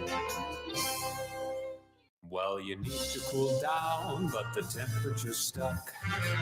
Call the pros in the big yellow truck. Peace of mind with no hidden fees. Leading LHD with the best guarantee. Always on time, or you don't pay the time. Always on time, or you don't pay the time. Now we're heating and air conditioning.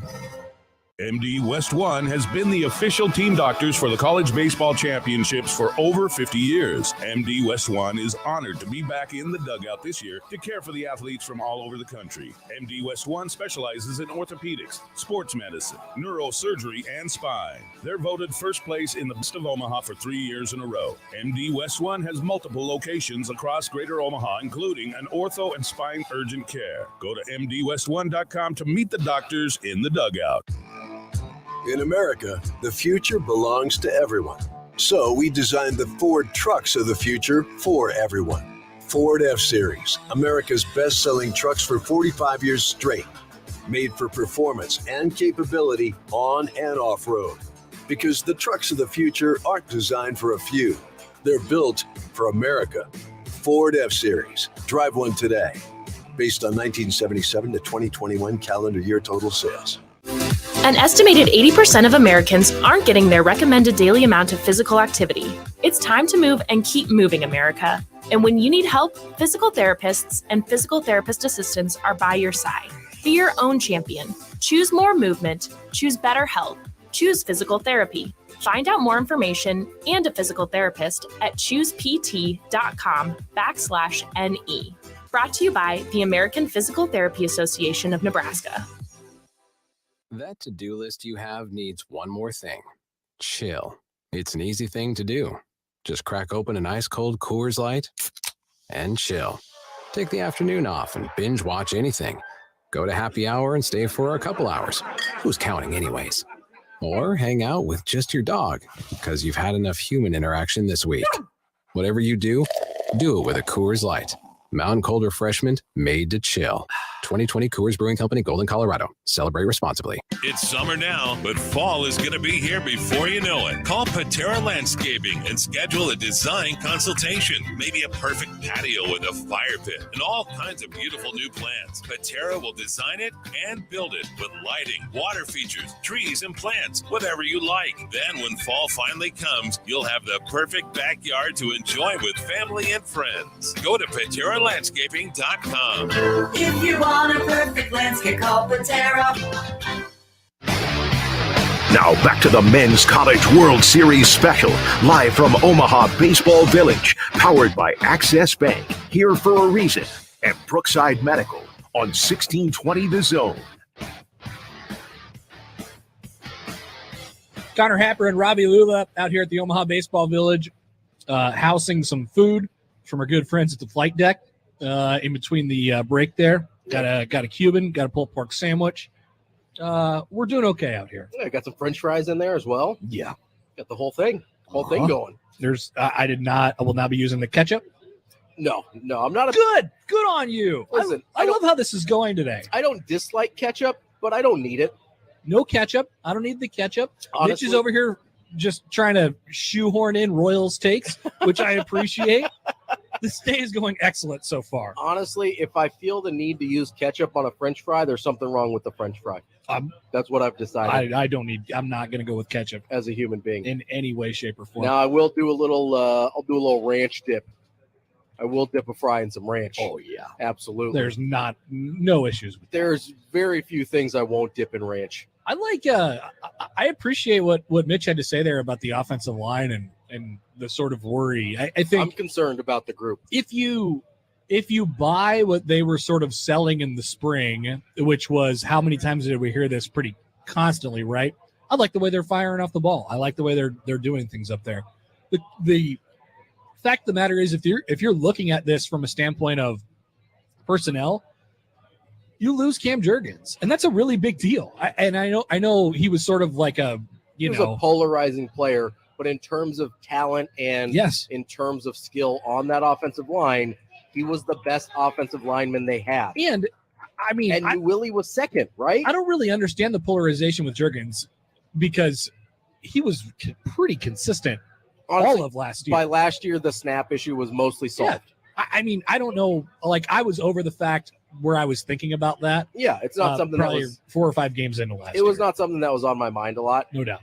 My issue and Newelly was consistent. Back to your point, he was the second best lineman I thought consistently over the course of the season. And then you add in the Prohaska factor, which he was really good for Nebraska for one game. For literally one game, and I think he's now going to come back as a guy at some who they're really going to depend on. But we've seen guys with ACLs before. Sometimes that's a longer recovery than you're cleared to play. How many times do we see a guy that's cleared to play and isn't himself for another 2, 3, 4, 6 months after he's cleared to play? So there's some major questions. Well, and there's also the fact there that they were very specific. I kind of go into what Mitch said about their comments. They were really hammering that. They're really firing off the ball. Guess what? There's a lot to offensive line play after that.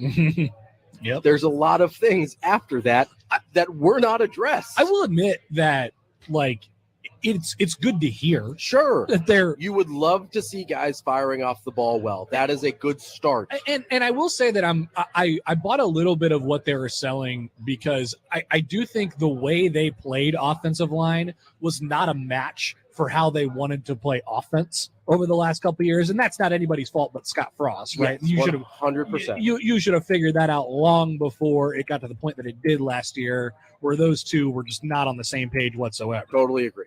Now, you've addressed the issue by bringing in a new coach. That coach is totally unproven. And 100%. So not only do you have a group that is really interesting from the perspective of personnel, given that you lost your second-round draft pick center, the second-best center in the draft from this past year, behind Tyler Lindenbaum, the award winner. And personnel-wise, who knows who slots in where? You're dealing with an injury from your starter at left tackle, or the presumed starter at left tackle. When's he coming back, and at what strength is he at, is a big deal. So all the personnel stuff, and then the coach. You don't know anything about Donovan Randall. Know nothing about the coach. A.K.A. Donnie. And here's the other problem. You mentioned the incongruity between Scott Frost and Greg Austin last year with the offensive line play and style versus the offensive style and play. So now you've got a new offensive line coach, a new offensive coordinator, who you would hope are on the same page, but aren't necessarily, because they've never worked together. Doesn't before, automatically fix the problem. because they've never worked together before. Correct. You don't know. Plus, you've got this other thing hanging out there, which we still don't totally know how involved Scott Frost is on the offense, because you're gonna. That's the bigger question. You're gonna have a hard time. Yeah, I can give an assumption of a world where Mark Whipple can get on the same page with our boy Donnie, right? Donnie. But Donnie's a great offensive Fantastic. name coach, Yeah. right? But if Scott Frost still has his fingers in that pie, then you run the exact same risk that you had last year where nothing matches up. That's ultimately the question lording over this entire season for me. I mean, it's like, and How involved is Scott Frost? Isn't that horrifying Yes. of your head coach? Yes. Where ask almost anyone, right? their definition of this season being successful is Frost being as least involved as possible. Mm-hmm. Isn't that horrifying to think about? Yeah. I just wanted to make sure everybody it is, because I haven't heard very many people put it in those terms, but really your hope of success for this season is pinned on the fact that your head coach is not involved in much of the offensive game plan. It's just that and maybe that's not exactly the way I would put it. I would just say that if he has some sort of veto power, or if he has the ability to kind of open up the case and push the big red button whenever he wants to, and you know what happens when the big red button is pressed, that means the quarterback's going to start running 20 or 30 times a game. Yeah, I mean, Scott Frost gets to call the plays again. Right. We don't want the big red button to be pushed. So if he has the ability to do so, if he has the ability to lift the lid off of it, that's sort of where the issue comes in. I don't know if it's totally about his involvement in terms of like schemes and game planning and stuff like that. I think that's all of that. But where he hasn't been able to let go of the reins, yes, is exactly that. That's the biggest concern.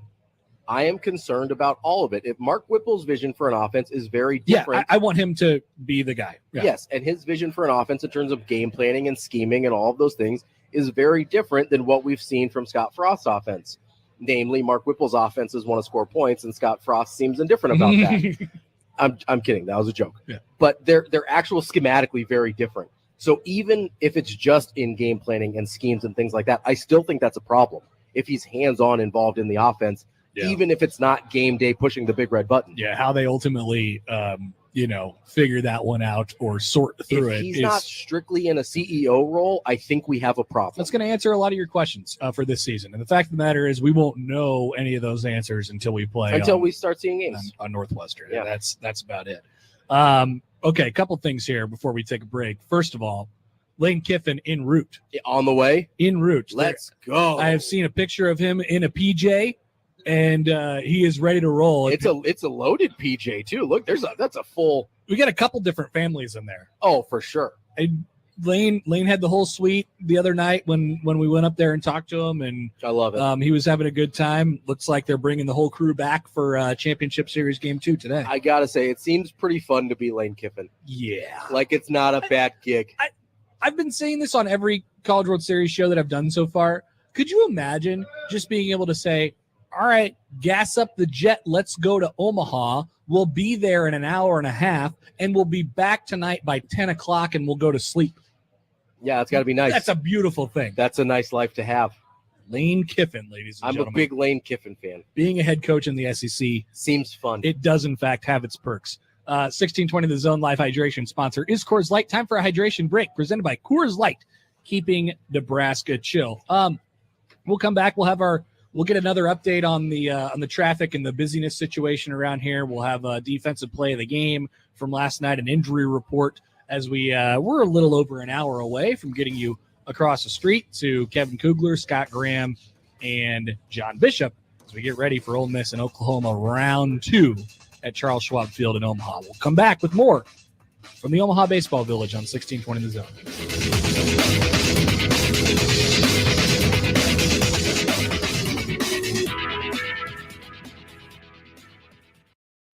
ED meds are great. They work for erectile dysfunction, but it's time to stop with the pill and think Brookside Medical Clinic. Brookside has the advanced wave technology, which has been proven by Cambridge University to restore and regrow blood vessels. And when you call Brookside now at 402-671-7777, you can get a free blood flow ultrasound and consultation. Remember, you can't play baseball without a bat. Fix your ED problems with the advanced wave technology at Brookside Medical. 402-671-7777. Your man and his baseball bros have tickets to the ball game. Looks like that remodeling project on your kitchen has been sent to the showers again. Time for a call to the bullpen and McKean's Floor to Ceiling. With interest-deferred financing available to qualified buyers, you can rehab your kitchen and get it ready to face another batter. You know, like cake and waffle batter. See what I did there? McKean's Floor to Ceiling. your something baseball metaphor store. Ted Wally celebrating more than 35 years of making the best ice cream on the planet. Truly an Omaha tradition. The ultra premium ice cream is everything you've been told, and they use the best ingredients, many of which locally sourced. That's a bonus. You mix in a little bit of love, that's a good deal. Come on down to the 1620 The Zone location in Baseball Village for your chance to win free ice cream for a year. Ted and Wally's ultra premium ice cream. Celebrate more than 35 years with them in Benson or the Old Market. Woodhouse offers confidence as your trusted auto partner. With 18 brands and 16 convenient full-service dealerships, you can easily shop the latest models, discover a pre-owned vehicle that meets your list of must-haves, or conveniently maintain your current vehicle. And our knowledgeable and local team is ready to help, providing you the solutions to get you on the road faster, whether online at woodhouse.com or in person. Experience the difference with Woodhouse, a trusted auto partner since 1975. There's a place that's shaped by more than county lines and state borders.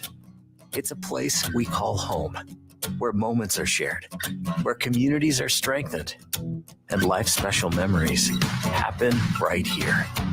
No matter what home is to you, we're the local bank that can help you make the most of it. Because we're more than a bank in Nebraska. We're Nebraska in a bank. Pinnacle Bank, the way banking should be. Member FDIC.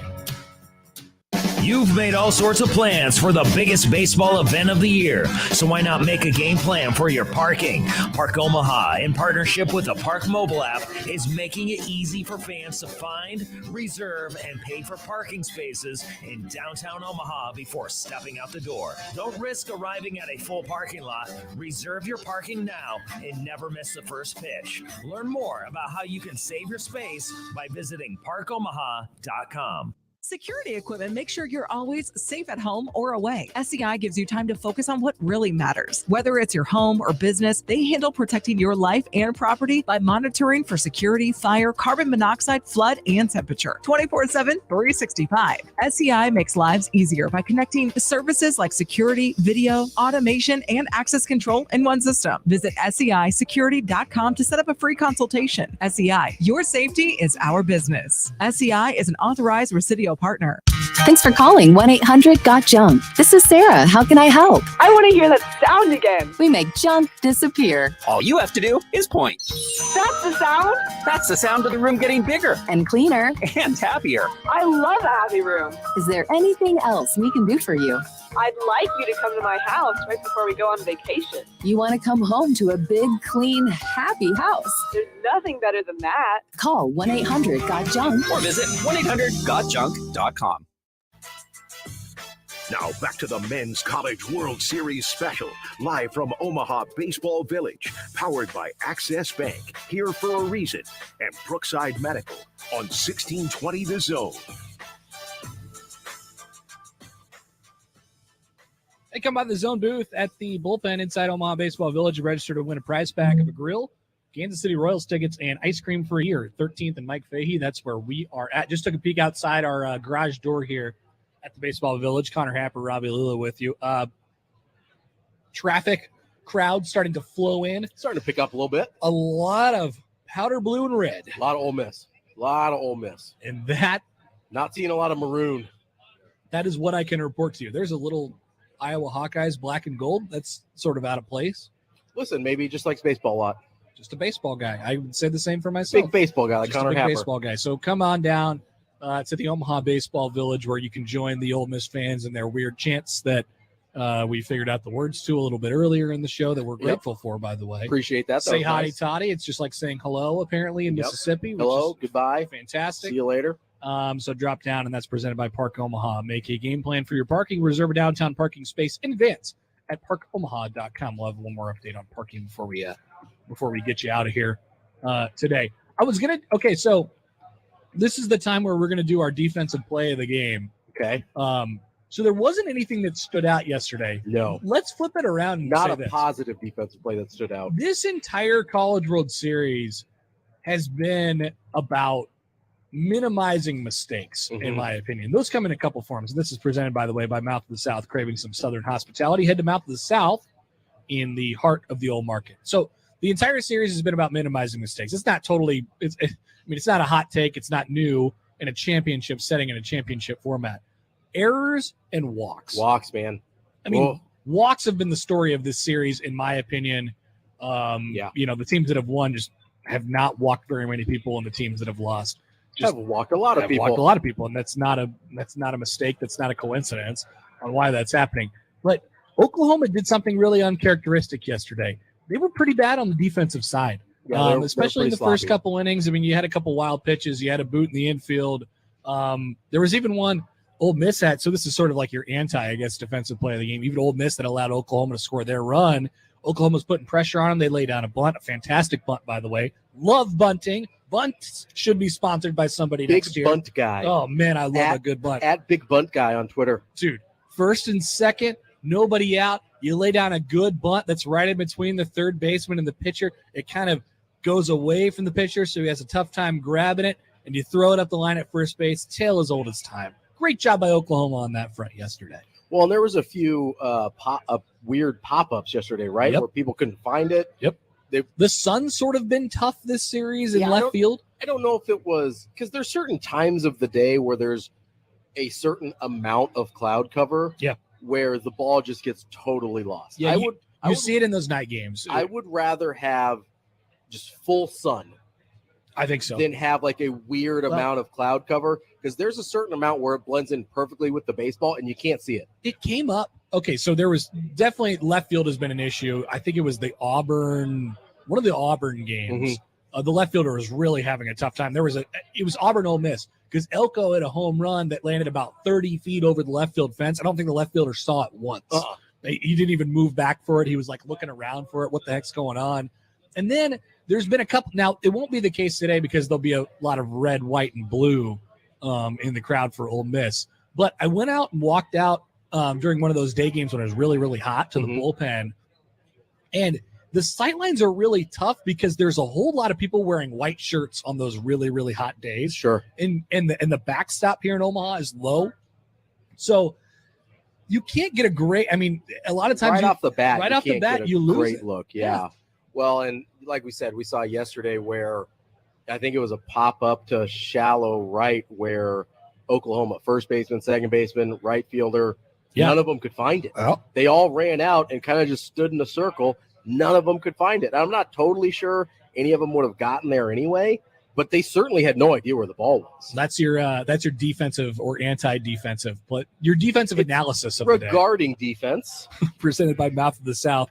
Craving some Southern hospitality, head to Mouth of the South in the heart of the Old Market. The Ole Miss folks are starting to make their way down from the Old Market. They're invading Baseball Village. They're invading local bars across the street. The Black Rooftop is full. Rocco's has probably added another 2,000 shots to their minimum to their board today. Minimum. Do we have an update on that, by the way? Let me look. I'll do some research for you. Okay. 2 hours ago, we do have an update on the Jello Shot board across the street at Rocco's. It appears as if Ole Miss has now bought 14,629 Jello shots. I mean, and they've really just blown Arkansas was close for a while. They hung tight for and now a while. Arkansas had to go home, and Ole Miss got to stay. Has almost doubled them up. We don't have anyone else. They're running up the score. Oh, yeah. We don't have anyone else. I mean, so if they win the national championship tonight. Oh, we're getting to 20,000. We're getting to 20,000 if they win a natty. 20. You know what? If they shots. So oh my God. If you want maximum Jello shot numbers, they need to lose today and then win tomorrow. So you have a national title and an extra day. Oh. We might be talking about like 22, 23K if we get that. Do you think that, everybody's going to stay for tomorrow if they lose, right? You 100%. You got to add an extra day to that trip. 100%. There were some people that were sitting behind home plate last night who said they booked a one-way trip, a one-way plane ticket to Omaha from Oxford or for wherever. I think a lot of people do that. From wherever they were from in Mississippi. They got here last Thursday. Not the most recent Thursday, the Thursday before that. Yeah, right before the series which started. is the opening ceremonies day. And they're like, yeah, we'll go home whenever. Go home when we get. We'll go home when we're out. Yeah, when we're done. It's a business trip. We go home when we're done. And let's buy a couple thousand Jello shots while we're at it. Pushing 15K. I would imagine that we're close to, if not over that number, because that's happened. That was an update as of 2 hours ago, 10:15 a.m. It's now 12:43. I'm sure. I mean, they were only 371 away from 15,000 at the time. Some quick maths there for you. I like our commentary from our good friends at Rocco's as well. This thing is like the Mona Lisa for SEC fans. People traveling from all over to take a picture with it. It's true. I went over there after I went to the game on Thursday. Did you get a picture with the board? I didn't. We just grabbed a couple beers as we were kind of waiting for traffic to clear out. And people were taking pictures of the board. They were like posing in front of the board. You know, like those wings in Nashville or whatever that every every bachelorette party takes their picture in front of. Of course. This is the SEC version of that. It's the Jello shot board. And it's a masterpiece. It's really going to keep growing. It's going to keep growing here over the next, maybe the rest of the day today, and maybe if we get a tomorrow. A lot of hottie toddies all around us here. So Ole Miss has made this thing a lot of fun for everybody. Maybe they'll get a national championship tonight. I don't know. I'm not so sure. You're feeling a game 3. I can tell. I'm sort of digging Oklahoma today. You're feeling a game 3 deep in your bones. I'm going to say that quietly because I was going to say, you got to watch out. We got some company around us. We don't have a lot of Oklahoma fans to protect you. Hey, there he is. I like Oklahoma today. He doesn't care. He doesn't want to talk. Oklahoma fans like, whatever. I don't know what you're talking about. When's football season? If you had said that to an Ole Miss fan, they'd be like, hell yeah. Hotty. Connor Happer, Robbie Lulu with you from the Omaha Baseball Village. We'll come back and round out the noon hour next here on 1620 The Zone.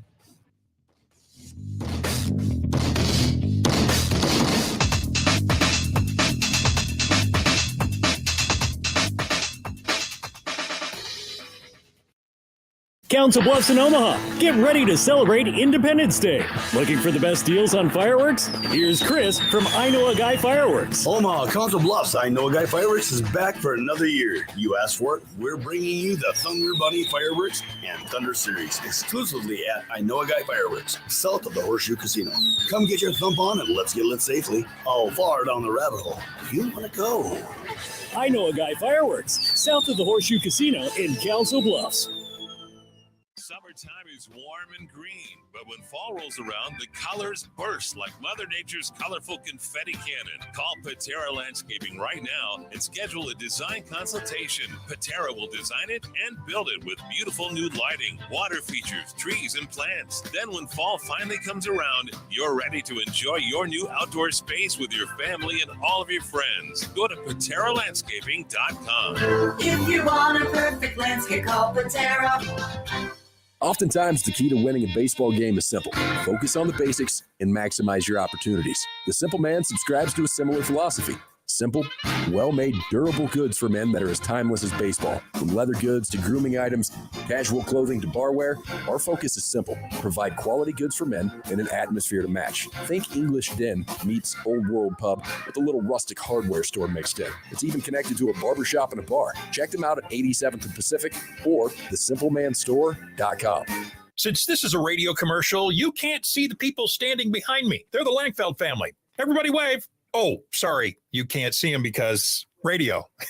Anyway, the Langfelds are the family behind Langfeld Overhead Door, where they proudly install Midland garage doors to fit any space and style, and they don't take a backseat to anyone when it comes to their service. Because if something goes wrong, it's their name on the line. So they're going to make sure it goes right every single time. Langfeld Overhead Door, 402-234-2700. In a world of instant expectations, transporting goods are more important than ever. From the concessions and souvenirs to the seats and sports equipment, everything travels by truck. Imagine the complications and people involved to make this happen. Become a part of the excitement. Werner delivers premier transportation and logistics solutions 24/7 with a multitude of careers available. Join us in making a positive impact on the world. At Werner, average is for other people. Apply today by visiting wernercareers.com.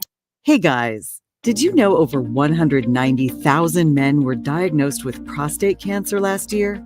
Did you know that Nebraska Cancer Specialists is the first in the region to offer a breakthrough diagnostic that locates prostate cancer for precision treatment? If you've been diagnosed with prostate cancer, visit nebraskacancer.com/PSMA today. Nebraska Cancer Specialists. We are your community-based research and cancer care.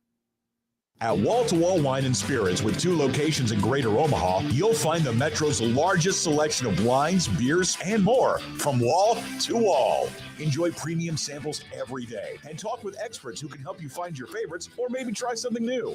There's even a temperature-controlled walk-in wine room and humidor. Don't forget to join the Wall to Wall Rewards program at walltowallwine.com. Wall to Wall Wine and Spirits at 132nd and West Center Road and Shadow Lake Town Center in Papillion. Drink responsibly. The Omaha Baseball Village at the Old Mattress Factory is bigger and better than ever with over 20 new vendors and boutiques. This year, OBV has the best lineup of local food vendors ever. Fans can enjoy Philly cheesesteaks, tacos, barbecue, burgers, frozen treats, coffee and mini donuts, spicy jerky, and late-night pizza. Plus, a bigger beer garden with fun and games to go with the coldest beer around. And don't worry, they'll have all the games on the biggest video walls ever. Check out the new OBV website at omahabaseballvillage.com and follow them on social media. Now back to the Men's College World Series special, live from Omaha Baseball Village, powered by Access Bank, Here for a Reason, and Brookside Medical on 1620 The Zone. Connor Happer and Robbie Lula back with you at the Omaha Baseball Village, powered by Brookside Medical, revolutionary treatment for ED.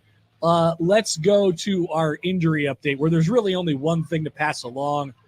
We're getting to the point of the year where it is, getting to the point of the year. We're in the point of the year because it's the last 2 potentially games of the season, potentially the last game of the season, where it's all hands on deck from a bullpen perspective. So everybody's sort of available, or at least will be available tomorrow in a potential winner take all. But remember, Oklahoma lost Rhett Squires early in the series to that broken hand after he took a pitch off the hand in this College World Series. And that's about it. We've stayed relatively healthy. Yeah, we had some dehydration issues earlier in the week when we shouldn't be an issue today. Yeah, so I think we've got a high of like 79 for the day. I have 73 degrees right now. It's beautiful. Gorgeous day for baseball. Love that. And the injury update is presented by Methodist Health System. Personalized care when and where you need us. Methodist, the meaning of care. All right, Robbie. So one thing that you have you've convinced me on. Okay. I used to make fun. Look, here's a couple things you have to know about Robbie Lula. He's a big snack guy. I enjoy eating. He stays strapped with the snacks. Usually, yeah. And so when I first sort of met Robbie, he had all these snacks, and I was like, what do you have going on here? And he would say, well, this is my bag of pepperonis that I bought from the store. Usually, you take out the pepperonis and you put them on a pizza. Well, or a sandwich sometimes. I made a homemade pizza this week, or maybe a week or so ago, something like that. Had a bag of pepperonis. You on had some deck. leftovers, didn't you? And when it was 11:30, maybe even later in the evening, one of those nights, a couple nights ago, I was looking around in the fridge. I didn't want to make anything. I didn't want to get out any utensils. So you go to the cold cuts drawer. Sure. Didn't have any cold cuts. Yeah. But what I did have was a bag of pepperonis. You sure did. And then I sent Robbie a picture, and it said #bag of pepperonis. And I think I'm in on this as a snack. You've convinced me. That's how it starts, right? That's how it started for me. You're saying pepperonis are a gateway drug? No, I'm saying pizza is a gateway to pepperonis as a snack. Because I would get these frozen pizzas, right? And they never put enough meat on the frozen pizza. No. So I supplement the pepperonis on the pizza. I usually supplement the cheese too, but that's just me. Oh, I've done that before. And so, but you don't need so many pepperonis as to use the entire bag or even most of the bag. No, because there's a lot of pepperonis in the pepperoni bag. It's true. And you only need a handful to supplement your frozen pizza there. So how often do you eat frozen pizzas? Not that often, typically. It's usually kind of a one-off. No, I usually get pizza from somewhere else, and in that case, the pepperonis there doesn't need to be more pepperonis. You don't need to supplement the pepperonis there. And so you end up with this bag of pepperonis in your fridge. Yeah. And what are you going to do with it? Sometimes you're just looking at it, you're like, you know what? And here's where it really starts. It stays around for a while, It too. does. They stay good for a long time. #processed meats. Yeah. And But here's where it really starts, right? So you're putting the pepperonis on the pizza. You pop one in your mouth while you're doing your little. Of course you do. Who doesn't? Chef Boyardee stuff, right? Yeah. Pop a couple Ronies in your mouth. You're like, oh, that was good. Yeah. And then you put the bag back in the fridge. It's my favorite part about cooking, actually. I just get to eat all the ingredients that are going to make up the food. Exactly. So you have your pizza. A couple days later, you're scavenging through the fridge, at midnight, and you're like, you know what? Remember that one time I just threw a couple Ronies in my mouth while I was making my pizza? Yeah. I could just do that without the pizza. I went back in. It was one of those situations. I'm sure you've been there.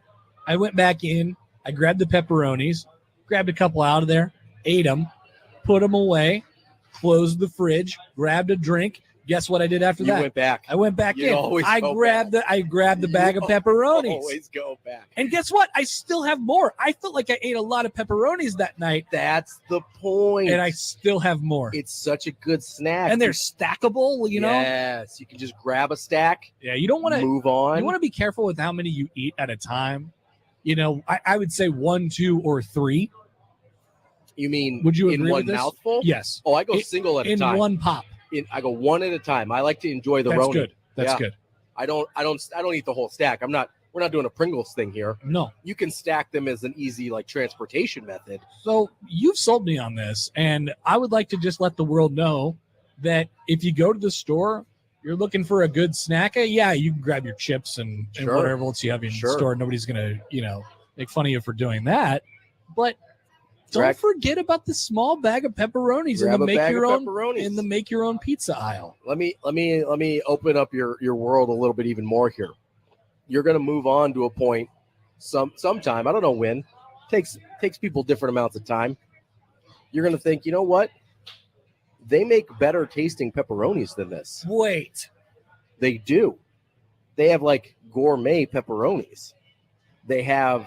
Or do they make different flavors of them? Not really different flavors, but they're you know what I mean here. So you get. I got you. No, I got you. You can get your cold cuts out of the pre-packaged whatever, or you can get them straight from the deli, which I love. It's kind of the same deal with pepperonis. You can get the very standard.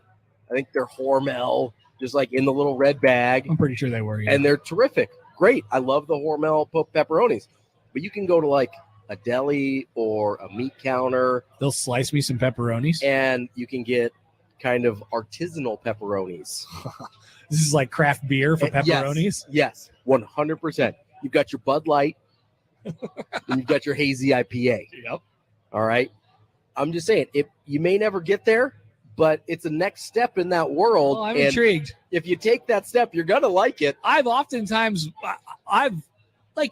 to the deli counter and you're getting probably the same 1 or 2 things every time. But every now and then I'm like, you know what? Why not? They're like, hey, we got this new pastrami in. I'm like, what am I going to do with this pastrami? Grab a half pound. Just eat it. Grab a half pound. Just eat it. Yeah. You might supplement it on your normal turkey sandwich. Sure. I'm not saying that you have to derive too much from the path that you normally be on. We like our routines. We're men. Yeah. But you throw a little pastrami on that turkey sandwich. Not the worst thing in the world. I would venture to guess it's the same thing for pepperonis. Oh, yeah. Pepperonis are actually a nice supplement because they got a little more flavor than some of your other cold cuts. Yeah. So it gives you a little pop on your sandwich. Love it. Here's the other thing. So I'll buy straight up Soprano style, just the gabagool, the Italian style cold cuts, right? Yeah. You got your prosciutto. Yeah. You got your salami. Yeah. You got your you strike me as a charcuterie tray guy. Oh, I love a charcuterie board. Yeah. Love it. Do you love the cheese or do you just love the meat? I enjoy the cheese. What about the olives? Out on olives. Yeah. Olives are one of my least favorite foods in the universe. Wow. Olives and mushrooms. Out. Oh, I love mushrooms. All the way out. Olives don't taste like anything. No, I just don't like them. The green ones that you have to use a toothpick, I don't like those. It's a texture thing for me. They're Don't enjoy slimy. the texture of an olive. But what I'm saying is, yeah, you get the charcuterie meats, and you start using those as snacks. Sometimes you get the fancy pepperoni in your charcuterie meats. Oh, it opens your horizons to a whole new world of snacking. Yeah, all of a sudden, I ate 1 bag of pepperonis one night because it was a topping on my pizza, and I just found it in the fridge, and now I'm buying charcuterie boards. You have and you don't. Here's the best part: you don't have to make the board. You can eat it right out of the package. Yeah, it's amazing. No prep required. Yeah. My wife likes to make the board, so maybe I could just ask her to do that. See, too. my wife will make the board as well. You know what you got? I'm gonna open your eyes to a cheese situation here. You ready? Yeah. You ever had a nice toasted brie? Maybe. So it's a soft cheese. Yeah. You toast it. You put it in the oven for a little bit. You grab some crackers. Your mind will just dip it. Yeah. Your mind will explode. I'm open to the cheese game too. I haven't delved that deep to be. You need to get in the cheese game. There's a whole world of possibilities out there. Josh Peterson tweets in. He says, "My God, you two are making me hungry." We're just talking pepper. We're just talking Ronies, man. It's just a little Roni talk between friends. Doing what we do. Hey, and speaking of being hungry, you can come by the Zone booth inside the Omaha Baseball Village and register to win ice cream for a year from Ted and Wally's. Ted and Wally's, the official ice cream of 1620. The Zone celebrating 35 years with over 3,000 flavors. Benson in downtown Omaha. We'll come back. Just a few segments left before we turn it over to Kevin, Scott, and John over across the street at the Chuck, getting ready for Ole Miss and Oklahoma Championship Series game number 2. Back from the Omaha Baseball Village next on 1620 The Zone.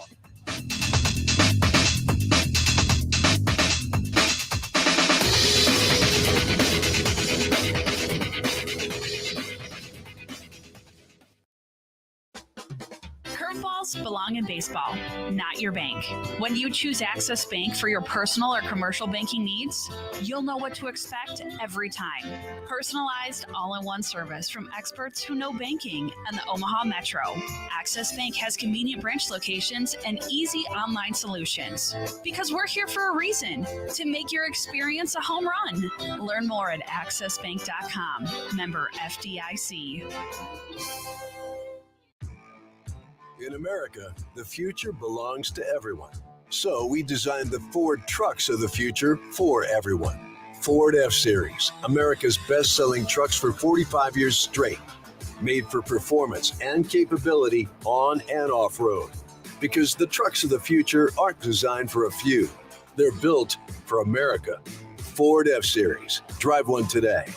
Based on 1977 to 2021 calendar year total sales. Twisted Thunder Fireworks is going to save you big money. Twisted Thunder Fireworks are in. Twisted Thunder in Meade, Valparaiso, and their new location in Gretna are open for business on June 25th. The Bennett location just south of Lincoln and the Omaha location at Westroads Mall across from Top Golf are open on June 28th. You'll find the best variety and the lowest prices in the entire state of Nebraska. See page after page of the full inventory online at twistedthunder.com. Go to twistedthunder.com to check out all of our locations and new products and pricing. That's twistedthunder.com. That to-do list you have needs one more thing.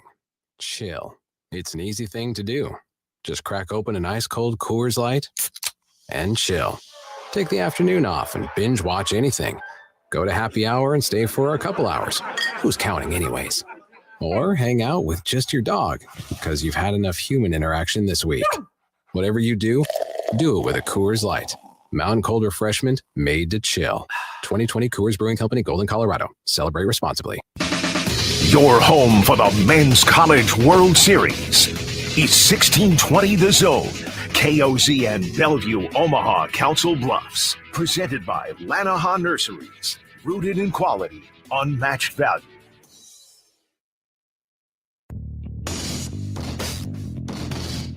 1620 The Zone is live at the Omaha Baseball Village, powered by Access Bank, here for a reason, and by Brookside Medical. Here are Connor Happer and Ravi Lula on 1620 The Zone. Connor Happer and Ravi Lula back with you from the Omaha Baseball Village. We're about an hour away from first pitch between Ole Miss and Oklahoma in Men's College World Series Finals, game number 2. 1620 The Zone Live hydration sponsor is Coors Light. Time for a hydration break presented by Coors Light, keeping Nebraska chill. Get a quick parking update here. It's starting to fill in pretty good as people start to make their way over to the stadium. So traffic is going to be a little tedious around the ballpark, but stay patient. You'll be able to find your way and park just fine. And that's presented by Park Omaha. Make a game plan for your parking. Reserve downtown parking space in advance at parkomaha.com. All right, Robbie, I got a little story for you. Ooh, I like stories. It involves golf. So there's been obviously a recent upheaval. Yeah. So this involves that. Okay. The Live Tour. we had another person reportedly declare for the Live Tour. Got another defector over the weekend. Yes. Okay. On Friday afternoon, have you heard of a golfer by the name of Jason Kokrak? I know. You're not supposed to laugh. It's his name. Have you heard of the golfer named Jason Kokrak? Wait, what's his name? I said it twice. No, I haven't. You haven't heard of him? No, I have not heard of him. Go. Okay, so he's playing in the Travelers Championship. Okay. Which is the PGA Tour event this past weekend. He doesn't have a great day on day one. He's not having a great day on day two, Friday, and it becomes relatively clear that he is going to miss the cut. Okay. So Jason is on the par for 18th. He hits a good drive down the middle of the fairway. Okay. And he is setting up for his approach shot on the 18th hole. He's in the middle of the fairway.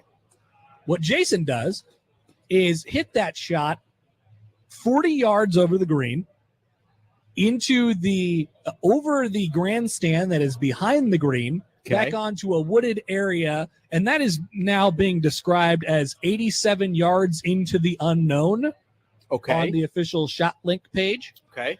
Jason, after hitting that shot, he doesn't go find it, does not go look for it. Just walks off. He does not turn in his scorecard. He walks to the parking lot. He gets in his car and leaves, and now he's going to the Live Tour, reportedly. I mean, that's a hell of a walk-off. It's the most amazing story that I've heard in golf recently. I wish that a good golfer had done that so that it was kind of a bigger deal. He was disqualified. He did not finish the hole. Sure. He did not turn in his scorecard. Kokrak didn't finish the hole? Nope. Okay. He did not. Just checking. And it prompted many, of course, on social media to speculate about why he had opted not to drop and complete his round. And the speculation is coming full circle now. It's because he joined the Live Tour. It seems like he's going to join the Live Tour. So believe it or not, I actually had a similar situation happen to me once. One of my very first times. You didn't take your ball and left? Correct. Yeah. So it was one of my first times ever golfing. I was like 15 years old. And I was at a par 3. And famously, par 3s are shorter. Correct. Shorter holes, typically. You don't need your driver. Nope, but I had it. And you can't resist sometimes. Sometimes you can't resist. I made a bad call on when to not resist. There is a particular hole at this particular par 3 golf course that backs up to the parking lot of the golf course. Uh-huh. I was like, you know what? Last hole, busting out the driver. I know exactly which par 3 course you're talking about. I bet you do. Yeah. You probably spent some time there. I have.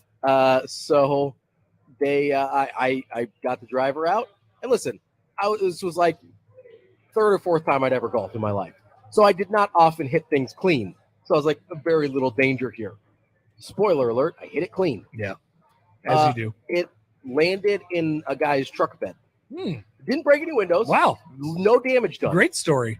But I was horrified. I sprinted down the course and just left. Just sprinted to the parking lot, just peeled out.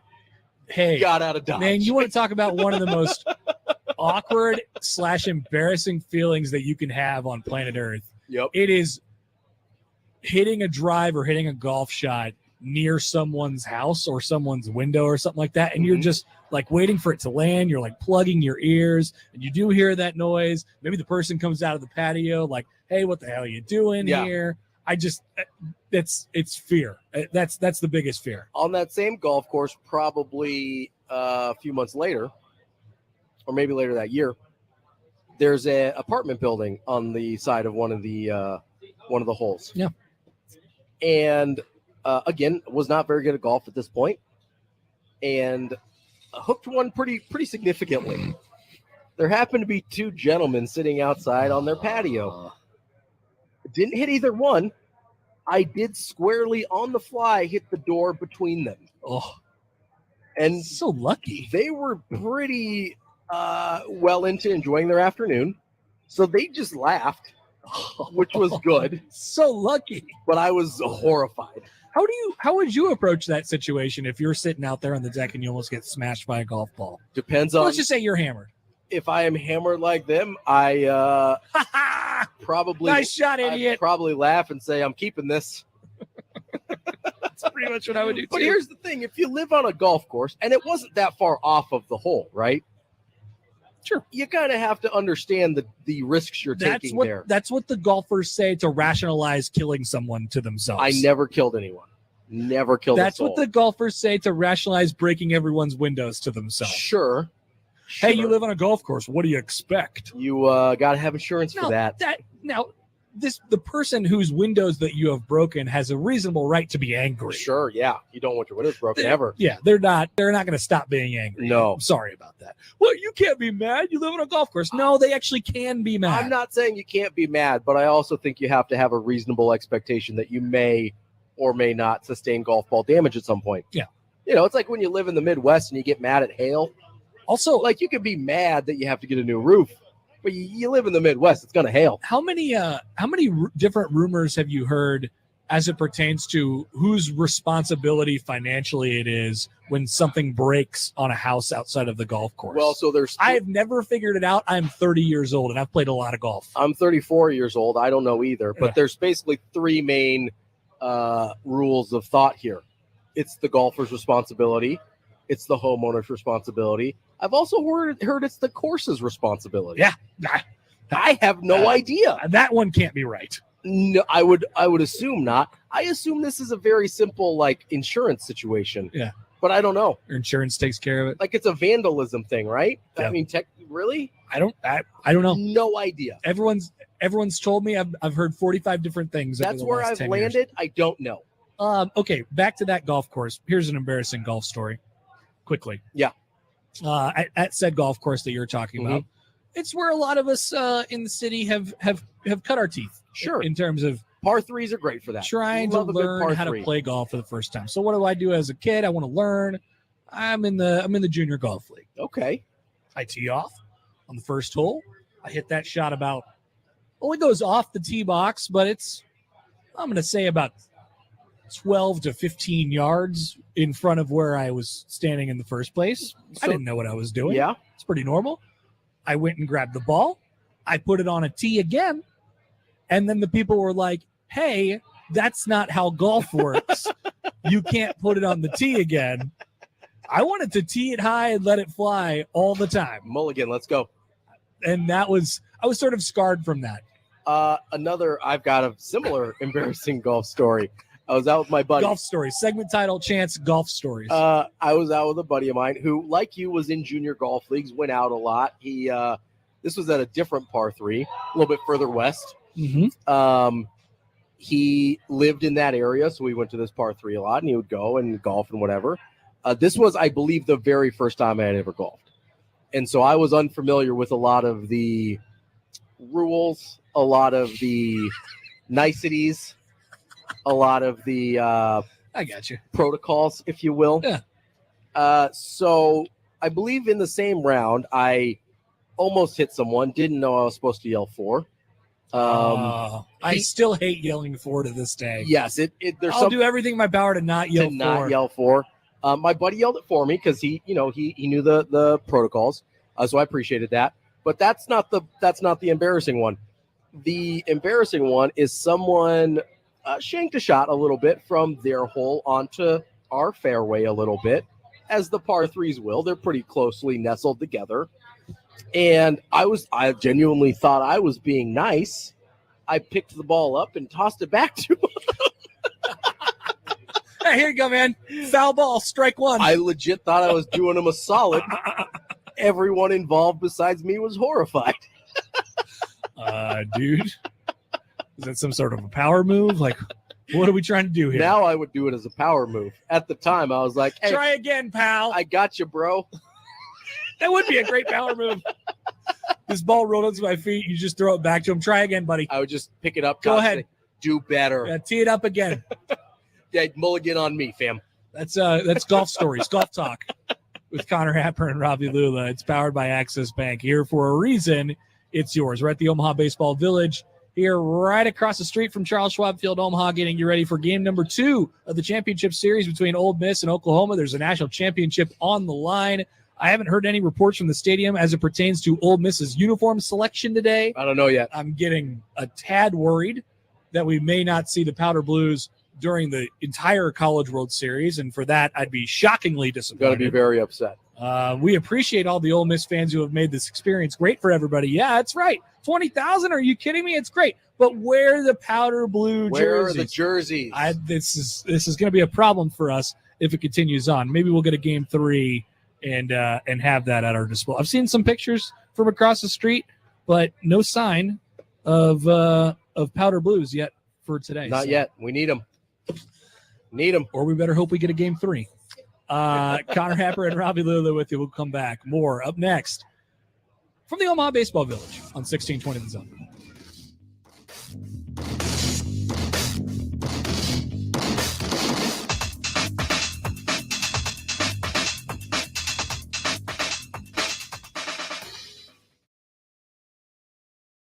ED meds are great. They work for erectile dysfunction, but it's time to stop with the pill and think Brookside Medical Clinic. Brookside has the advanced wave technology, which has been proven by Cambridge University to restore and regrow blood vessels. And when you call Brookside now at 402-671-7777, you can get a free blood flow ultrasound and consultation. Remember, you can't play baseball without a bat. Fix your ED problems with the advanced wave technology at Brookside Medical. 402-671-7777. If you're tired of trading one dead-end job for another, trade your job for a career. The International Brotherhood of Electrical Workers has positions open right now. As an IBEW residential electrician, you'll get training, higher pay, paid health care, retirement, and up to a $1,000 sign-on bonus. Build a better life for you and your family. Make it happen. Call 402-810-0789 right now. That's 402-810-0789 or get details at IBEW22.org.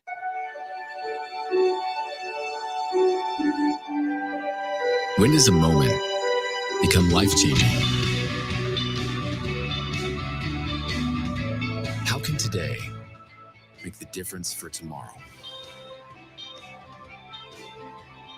When envisioning what kind of future is possible, the challenges never stop. And neither do we. Methodist, the meaning of care. It's summer now, but fall is going to be here before you know it. Call Patera Landscaping and schedule a design consultation. Maybe a perfect patio with a fire pit and all kinds of beautiful new plants. Patera will design it and build it with lighting, water features, trees, and plants, whatever you like. Then when fall finally comes, you'll have the perfect backyard to enjoy with family and friends. Go to PateraLandscaping.com. If you want a perfect landscape, call Patera. Ted Wally celebrating more than 35 years of making the best ice cream on the planet. Truly an Omaha tradition. The ultra premium ice cream is everything you've been told, and they use the best ingredients, many of which locally sourced. That's a bonus. You mix in a little bit of love, that's a good deal. Come on down to the 1620 The Zone location in Baseball Village for your chance to win free ice cream for a year. Ted Wally's Ultra Premium Ice Cream. Celebrate more than 35 years with them in Benson or the Old Market. At Union Bank, people don't have your money. Your money has people. First home people, investment people, people who answer the phone and your chats, dream car people, dream retirement people, driving your dream car in your dream retirement people, small business people, credit card people, and all the other people you need. At Union Bank, our people help you do more than you dreamed possible. So stop in and say hello. We can't wait to see you. Union Bank and Trust. Member FDIC. You never know who might be hiding a problem with sports betting because it can affect anyone. Dads, moms, teachers, lawyers, blue collar, white collar, PhDs, community heroes.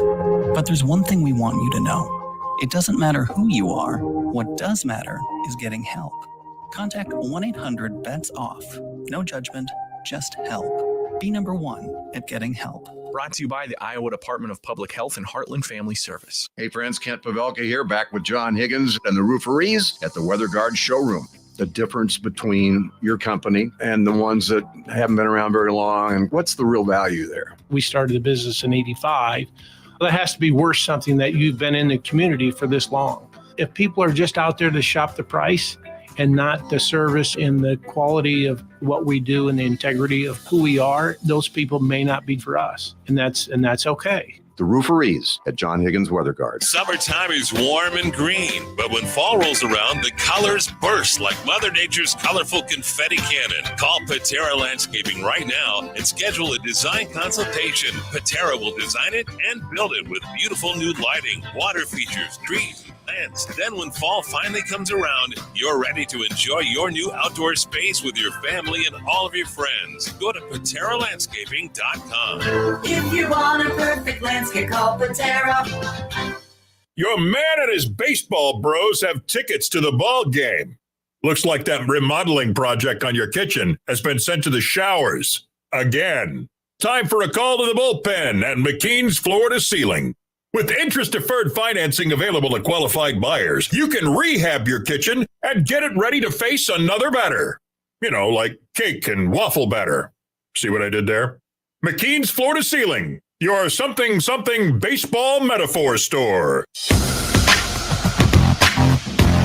Now back to the Men's College World Series special, live from Omaha Baseball Village, powered by Access Bank, here for a reason, and Brookside Medical on 1620 The Zone.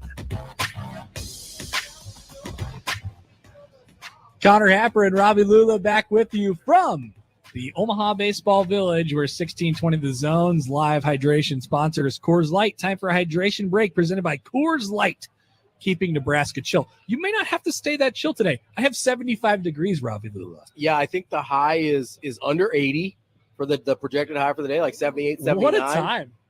We've really bounced back here. This is like kind of giving me life, because usually the College World Series and the entirety of it unbearably hot, yeah. Or there's like a thunderstorm mixed in there, which makes it more humid on the backside of it. On top of unbearably hot, yeah. We have avoided all of that. We did have unbearably hot for a couple days. We had unbearably hot, but then it is tapered off to the point where we may be celebrating a national championship tonight in the 70s. In windbreakers. Huh. I wouldn't go that far. I wouldn't either. But still shorts and a t-shirt. San Diego, the Big Ten. I was out here on Thursday where it was a little warmer. It was in like the mid to high 80s. Yeah. Still, it was really nice day for a ball game. The humidity has just sort of disappeared. Evaporated. Look at this. Love it. I'm excited. I am too. Great day for a ball game. Mitch Sherman tweets out, he says, Ole Miss fans lamenting in the baseball village today that everything #hottie toddy is sold out. Quote, you don't see a dang thing.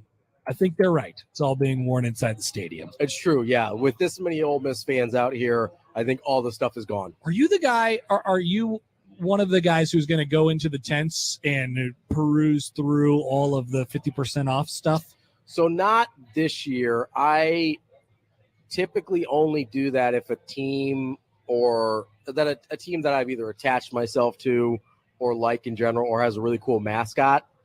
Then I'll usually go. We didn't get any really cool mascots this year, which I was disappointed by. No. There was no Chanticleers. There's no Raging Cajuns. No. I wish East Carolina would have been here. I would have bought so much Pirates gear. Wow. Instead, I just went over to Baseballism and got all their cool stuff.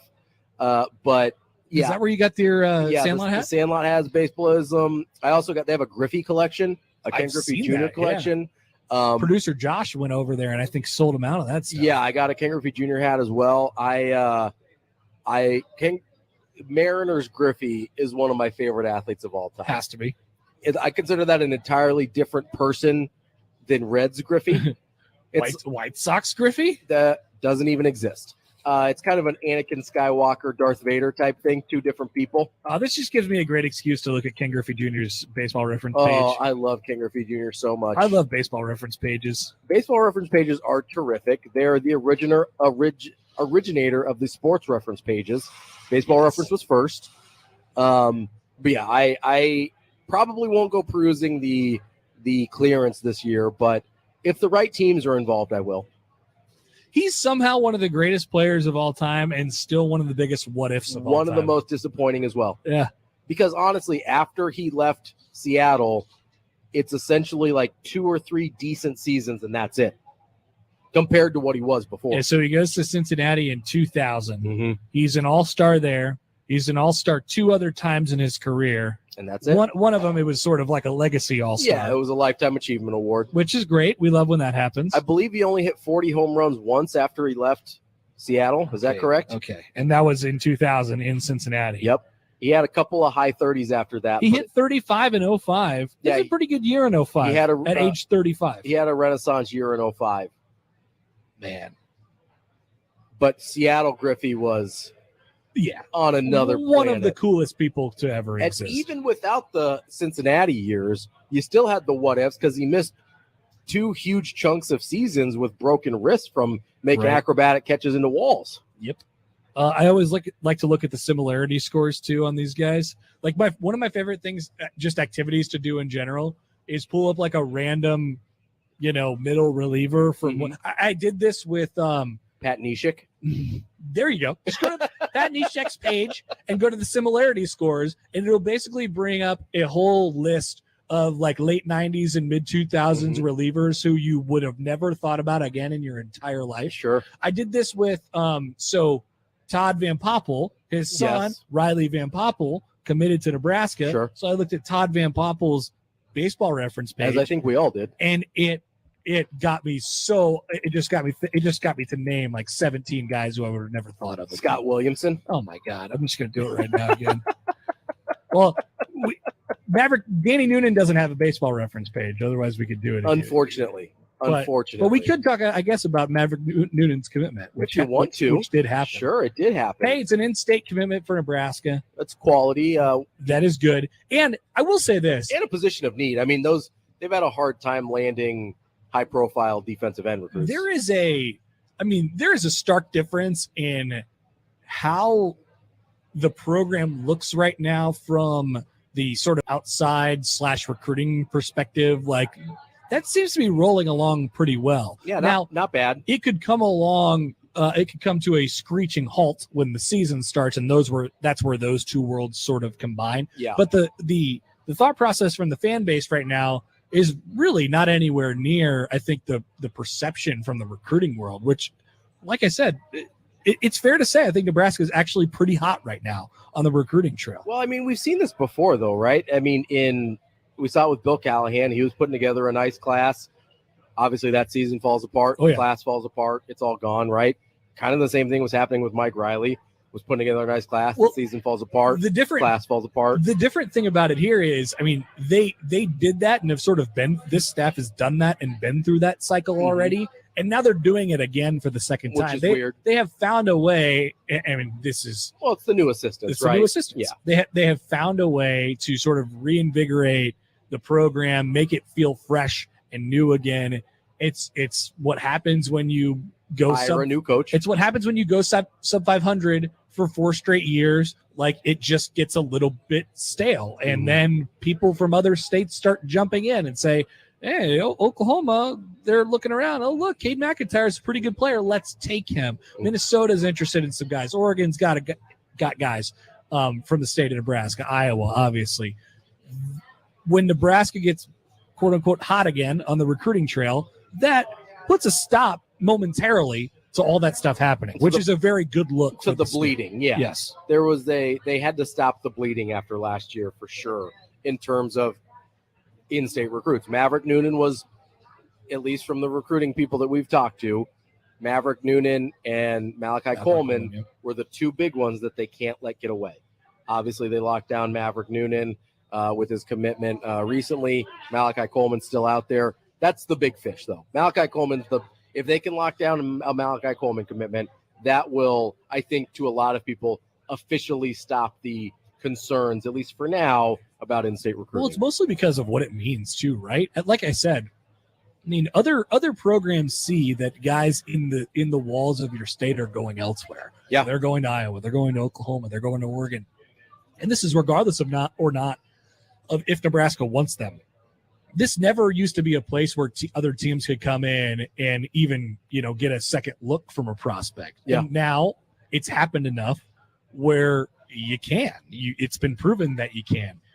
So Nebraska needs to sort of defend that territory, and they needed to do so while not having the benefit of wins and recent history in their back pocket either. So it's a difficult challenge, and I give the staff credit for stepping up to the plate on a guy like Newton and what that means. And then if they are to get, and they're the favorite for Malachi Coleman right now. Yeah, and it's the benefit of a new coaching staff without actually having a new head coach. Yep. Because a new head coach kind of always gives you that recruiting bump because of the energy and the enthusiasm and the excitement and the just the optimism, right? You have a lot of that with the vision assistant coaches without the, I guess, dramatic change of a new head coach. Now that, depending on how this year goes, obviously still might be coming. I mean, I would take it a step further. I mean, it's the same head coach. This program does feel new in a lot of different ways, and that's a good thing. Sure. From a recruiting standpoint, hopefully it's a good thing from a football standpoint. Ultimately, like we talked about earlier, it's still the same head guy, and you still have the same worries about him. Sure. But it does feel new in a lot of different ways. And it's not just the worries about the head coach, but there's also very practical worries of, even if you like Mark Whipple, even if you like our boy Donnie at the O-line coach, even Donnie, coach him up, Donnie. Donnie, dude. He should be from Boston. He has to be from Boston. Come on, man. Even if you like Raiola as the O-line coach, obviously everybody likes Mickey Joseph, right? But even if you like all the new pieces, there's still real concerns about, okay, can the defense replenish itself from a not only talented, but also very, very experienced defensive unit from last year and still perform at anywhere close to the same level? What's the situation at quarterback? Is Casey Thompson going to be healthy and ready to go? Where does Chubba Purdy fall in line there? Is anybody else even in the picture? What happens with the O-line? Maybe that's the most important question, right? Because you lose Cam Jurgens, your most talented guy. You lose Nueli, probably your best guy left, or at least your most reliable guy left. Your best guys besides that, Teddy Prohaska, no idea how healthy he's going to be and when. Yep. Everybody else is a total unknown, or what you know about them isn't positive. Mm-hmm. And so there's very practical concerns. It's not just like, I don't like Scott Frost type situation. There, even if you loved the head coach and you loved the new offensive assistant hires, there's real tangible questions with this team that could make it go sideways. But guess what? We're not talking about tangible stuff right now because it's June 24th or June 26th. Excitement and energy. We're talking about stuff that absolutely doesn't matter to the tangible product of Nebraska football as it stands in 2022. Now, does it matter from a perception standpoint? Yes, sure, 100%. It fuels some of the fire in the offseason going into the year, even though like you can sort of get those two things mixed. Hey, you're hot on the recruiting trail. I don't know. Nebraska has sort of like a good vibe to it right now. Well, and last year it was the opposite, right? People had questions about Scott Frost going into last year. Yep. And then on top of it, you see, he's not connecting with local guys. He's not landing these guys from Omaha, the in-state recruits. The recruiting class is basically non-existent. There, and you go, what's going on with his relationship with recruits that nobody's even interested, that they're not making even top 10s for some of these guys? It became a entwined storyline with the on-field struggles, right? And this year it's kind of the same in the sense that in a positive you've way. got positive energy, the positive boys, if you will. Huh. Interesting. Josh, we have a new member of the positive boys. It's you. No, I'm a founding member. What? Oh, you are? Yeah.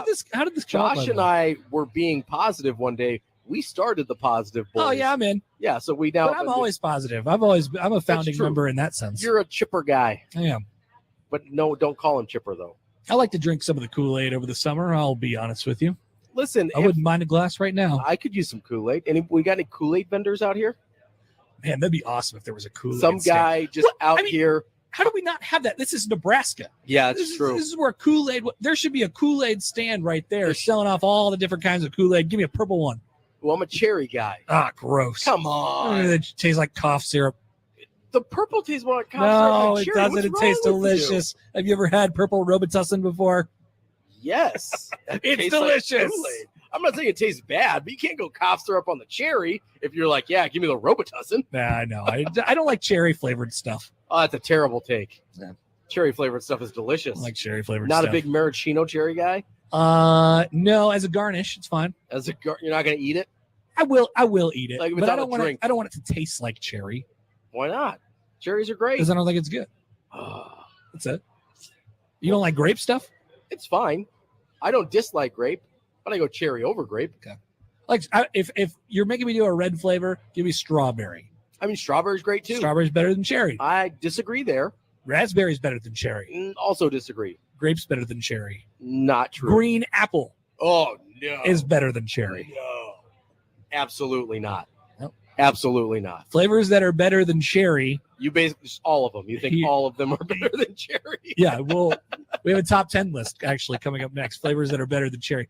Now we're here at the Omaha Baseball Village. We're just a few minutes away from the potentially beginning of the end today. Ole Miss and Oklahoma will have our final preview coming up on the other side before we get it across the street to Kevin Kugler, Scott Graham, and John Bishop here on 1620 The Zone. We'll be back from the Baseball Village next.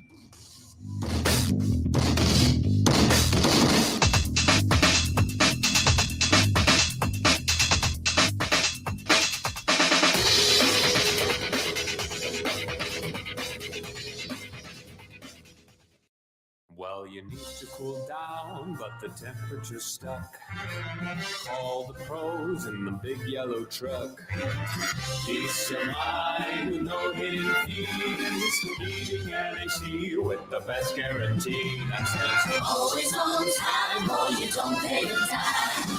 Always on time, or you don't pay the time. Now with heating and air conditioning. He once won a staring contest with a mannequin. He is the most uninteresting man in the world. Hi, I'm Bob Berger. Don't settle for anyone more interesting. Let's get to work on your business and personal taxes, payroll and employee benefits, QuickBooks and retirement planning. Call me. Call Berger, Elliott, and Pritchard CPAs at 402-551-1919 or visit bepcpa.com. Curveballs belong in baseball, not your bank. When you choose Access Bank for your personal or commercial banking needs, you'll know what to expect every time.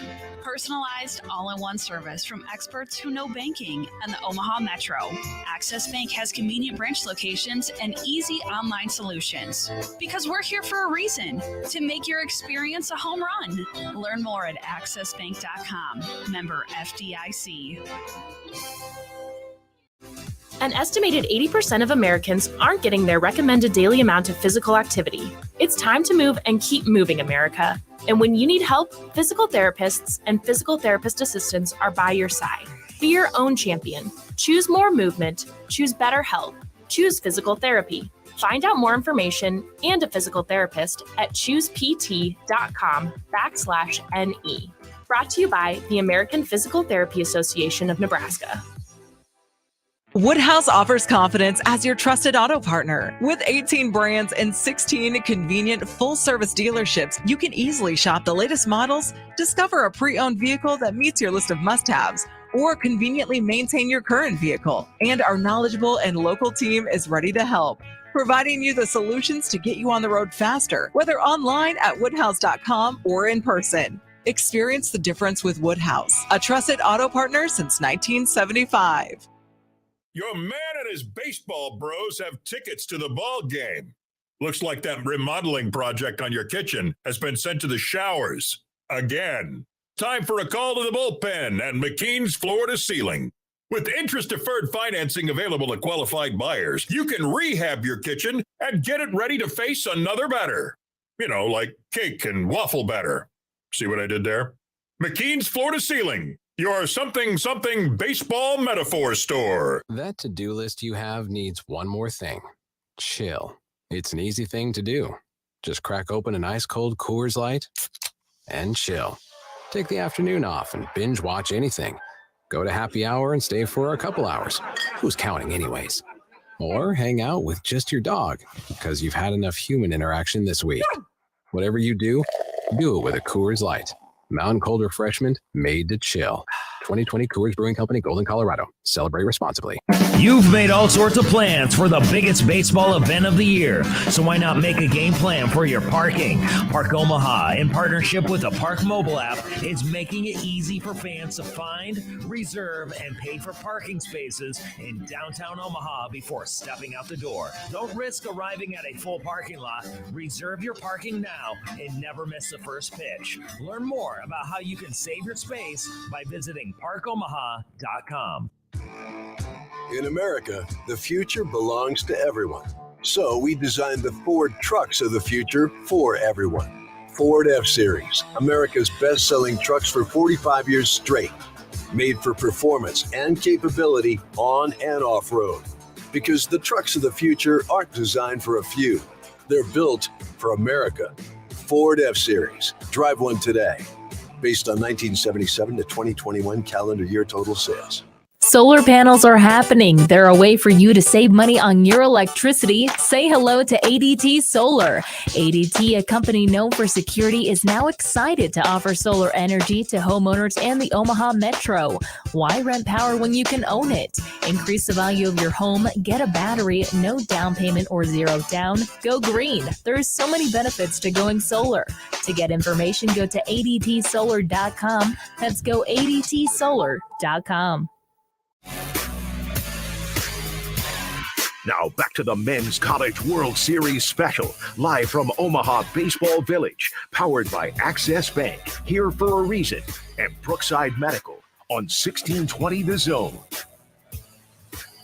Connor Happer, Robbie Lula back with you one final time here at the Omaha Baseball Village. Could be the final time for the Baseball Village in general this year. That's true. We could round this thing out, and we could round it out with a bang. Robbie Lula, fresh off of a selfie with Lane Kiffin. I'm on cloud 9 right now.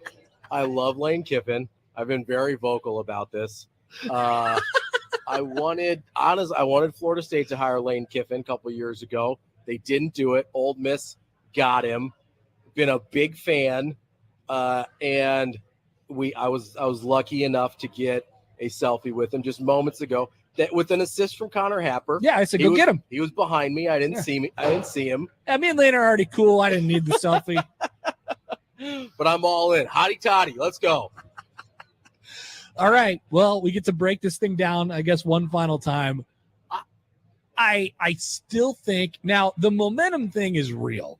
Sure, for Ole Miss. 100%. They're going to have 20,000 people here again, including Lane Kiffin, Robbie Lula's best friend, Lane Kiffin. Yeah, I don't know if we're best friends, but I think we're well on our way. They're at least bros. Yeah, I think acquaintances. You know, if I didn't get an invite on the PJ sometime soon, I'd be shocked. Fresh off of the PJ, just landed. He says, "Drop me off at the Omaha Baseball Village, home of 1620 The Zone." I need to get a pic with my boy Robbie Lula. Yep, and he joined us out here. He came out here and he's like, "No interviews, not today. I'm gonna let him go into the game, hang out." We didn't ask for an interview today.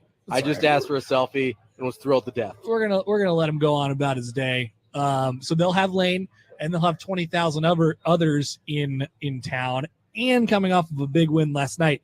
That's a real thing. Oh, 100%. Yeah. Going into today, and it would be the reason, along with Hunter Elliott, that I would pick Ole Miss, but I'm not. Why? Because I'm a Cade Horton stan. Give me Cade Horton. Cade Horton's great. Give me Cade Horton chucking 97 with a nice hook here in the College World Series final, game number 2. And give me the Sooners today by the final score of 6-3. 6-3. Well, obviously, as the number one Ole Miss fan around here, I'm going Ole Miss. Couldn't let Has this changed throughout the show? It has, yeah. Okay. I can't let my boy Lane down. Can't do it. You know, as new best friends, I couldn't go against him. I couldn't go against him here. Did you have any banter? Did you talk to each other? Or did you just say, "Hey, can I get a selfie?" I said, "Hey, coach, can I get one?" And he goes, "Yep." And I go, "Thanks, coach." He goes, "Yep." Listen, he had people waiting for him.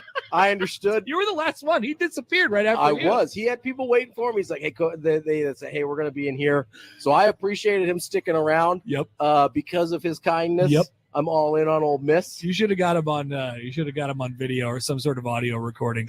Yep. Listen. Yep. You could feel the energy why the recruits fall for him. That was obvious.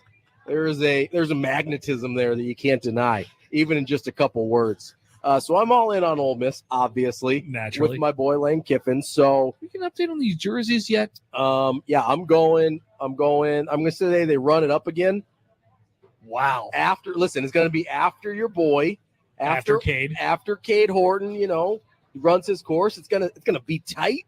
And then listen, the Ole Miss bats are going to get rolling late. I'm saying 7-1. 7-1. Ole Miss natty. But it's like 1-1 in the 6th. Yes. Something like that. Yep. Okay. Natty, hottie, toddy. You think we get a national championship today here? No, it would be weird. There's going to be a dog pile maybe at about 5 o'clock, according to Robbie's prediction. It's the best time for a dog pile. Has this been proven? Is this true? Yeah, I did some research on it. Well, I like my national championship celebrated at night. And why is that? I don't know. I can't really explain it. I was going to say, do you have a reason? I don't have a reason. I just like the lights on. I like when the lights are on. Yeah. Yeah. It makes for good photos. Yep. But listen, I grew up in the winner takes all era of the College World Series championship game. Those dog piles always happen in the afternoon. And I sort of hope, as we have less than a minute left now, like I like Oklahoma better as a team, just the way they've gone about their business, this entire thing. Ole Miss is obviously really hot, but there is something to clinching a national championship in front of a quote-unquote home crowd. I love that idea. They've got all the energy behind them. We don't have that opportunity in the Stanley Cup final tonight. We do not. It's very disappointing. Very disappointing in the Avs for not getting it done the other night. It's true. But I think we do have a game 3.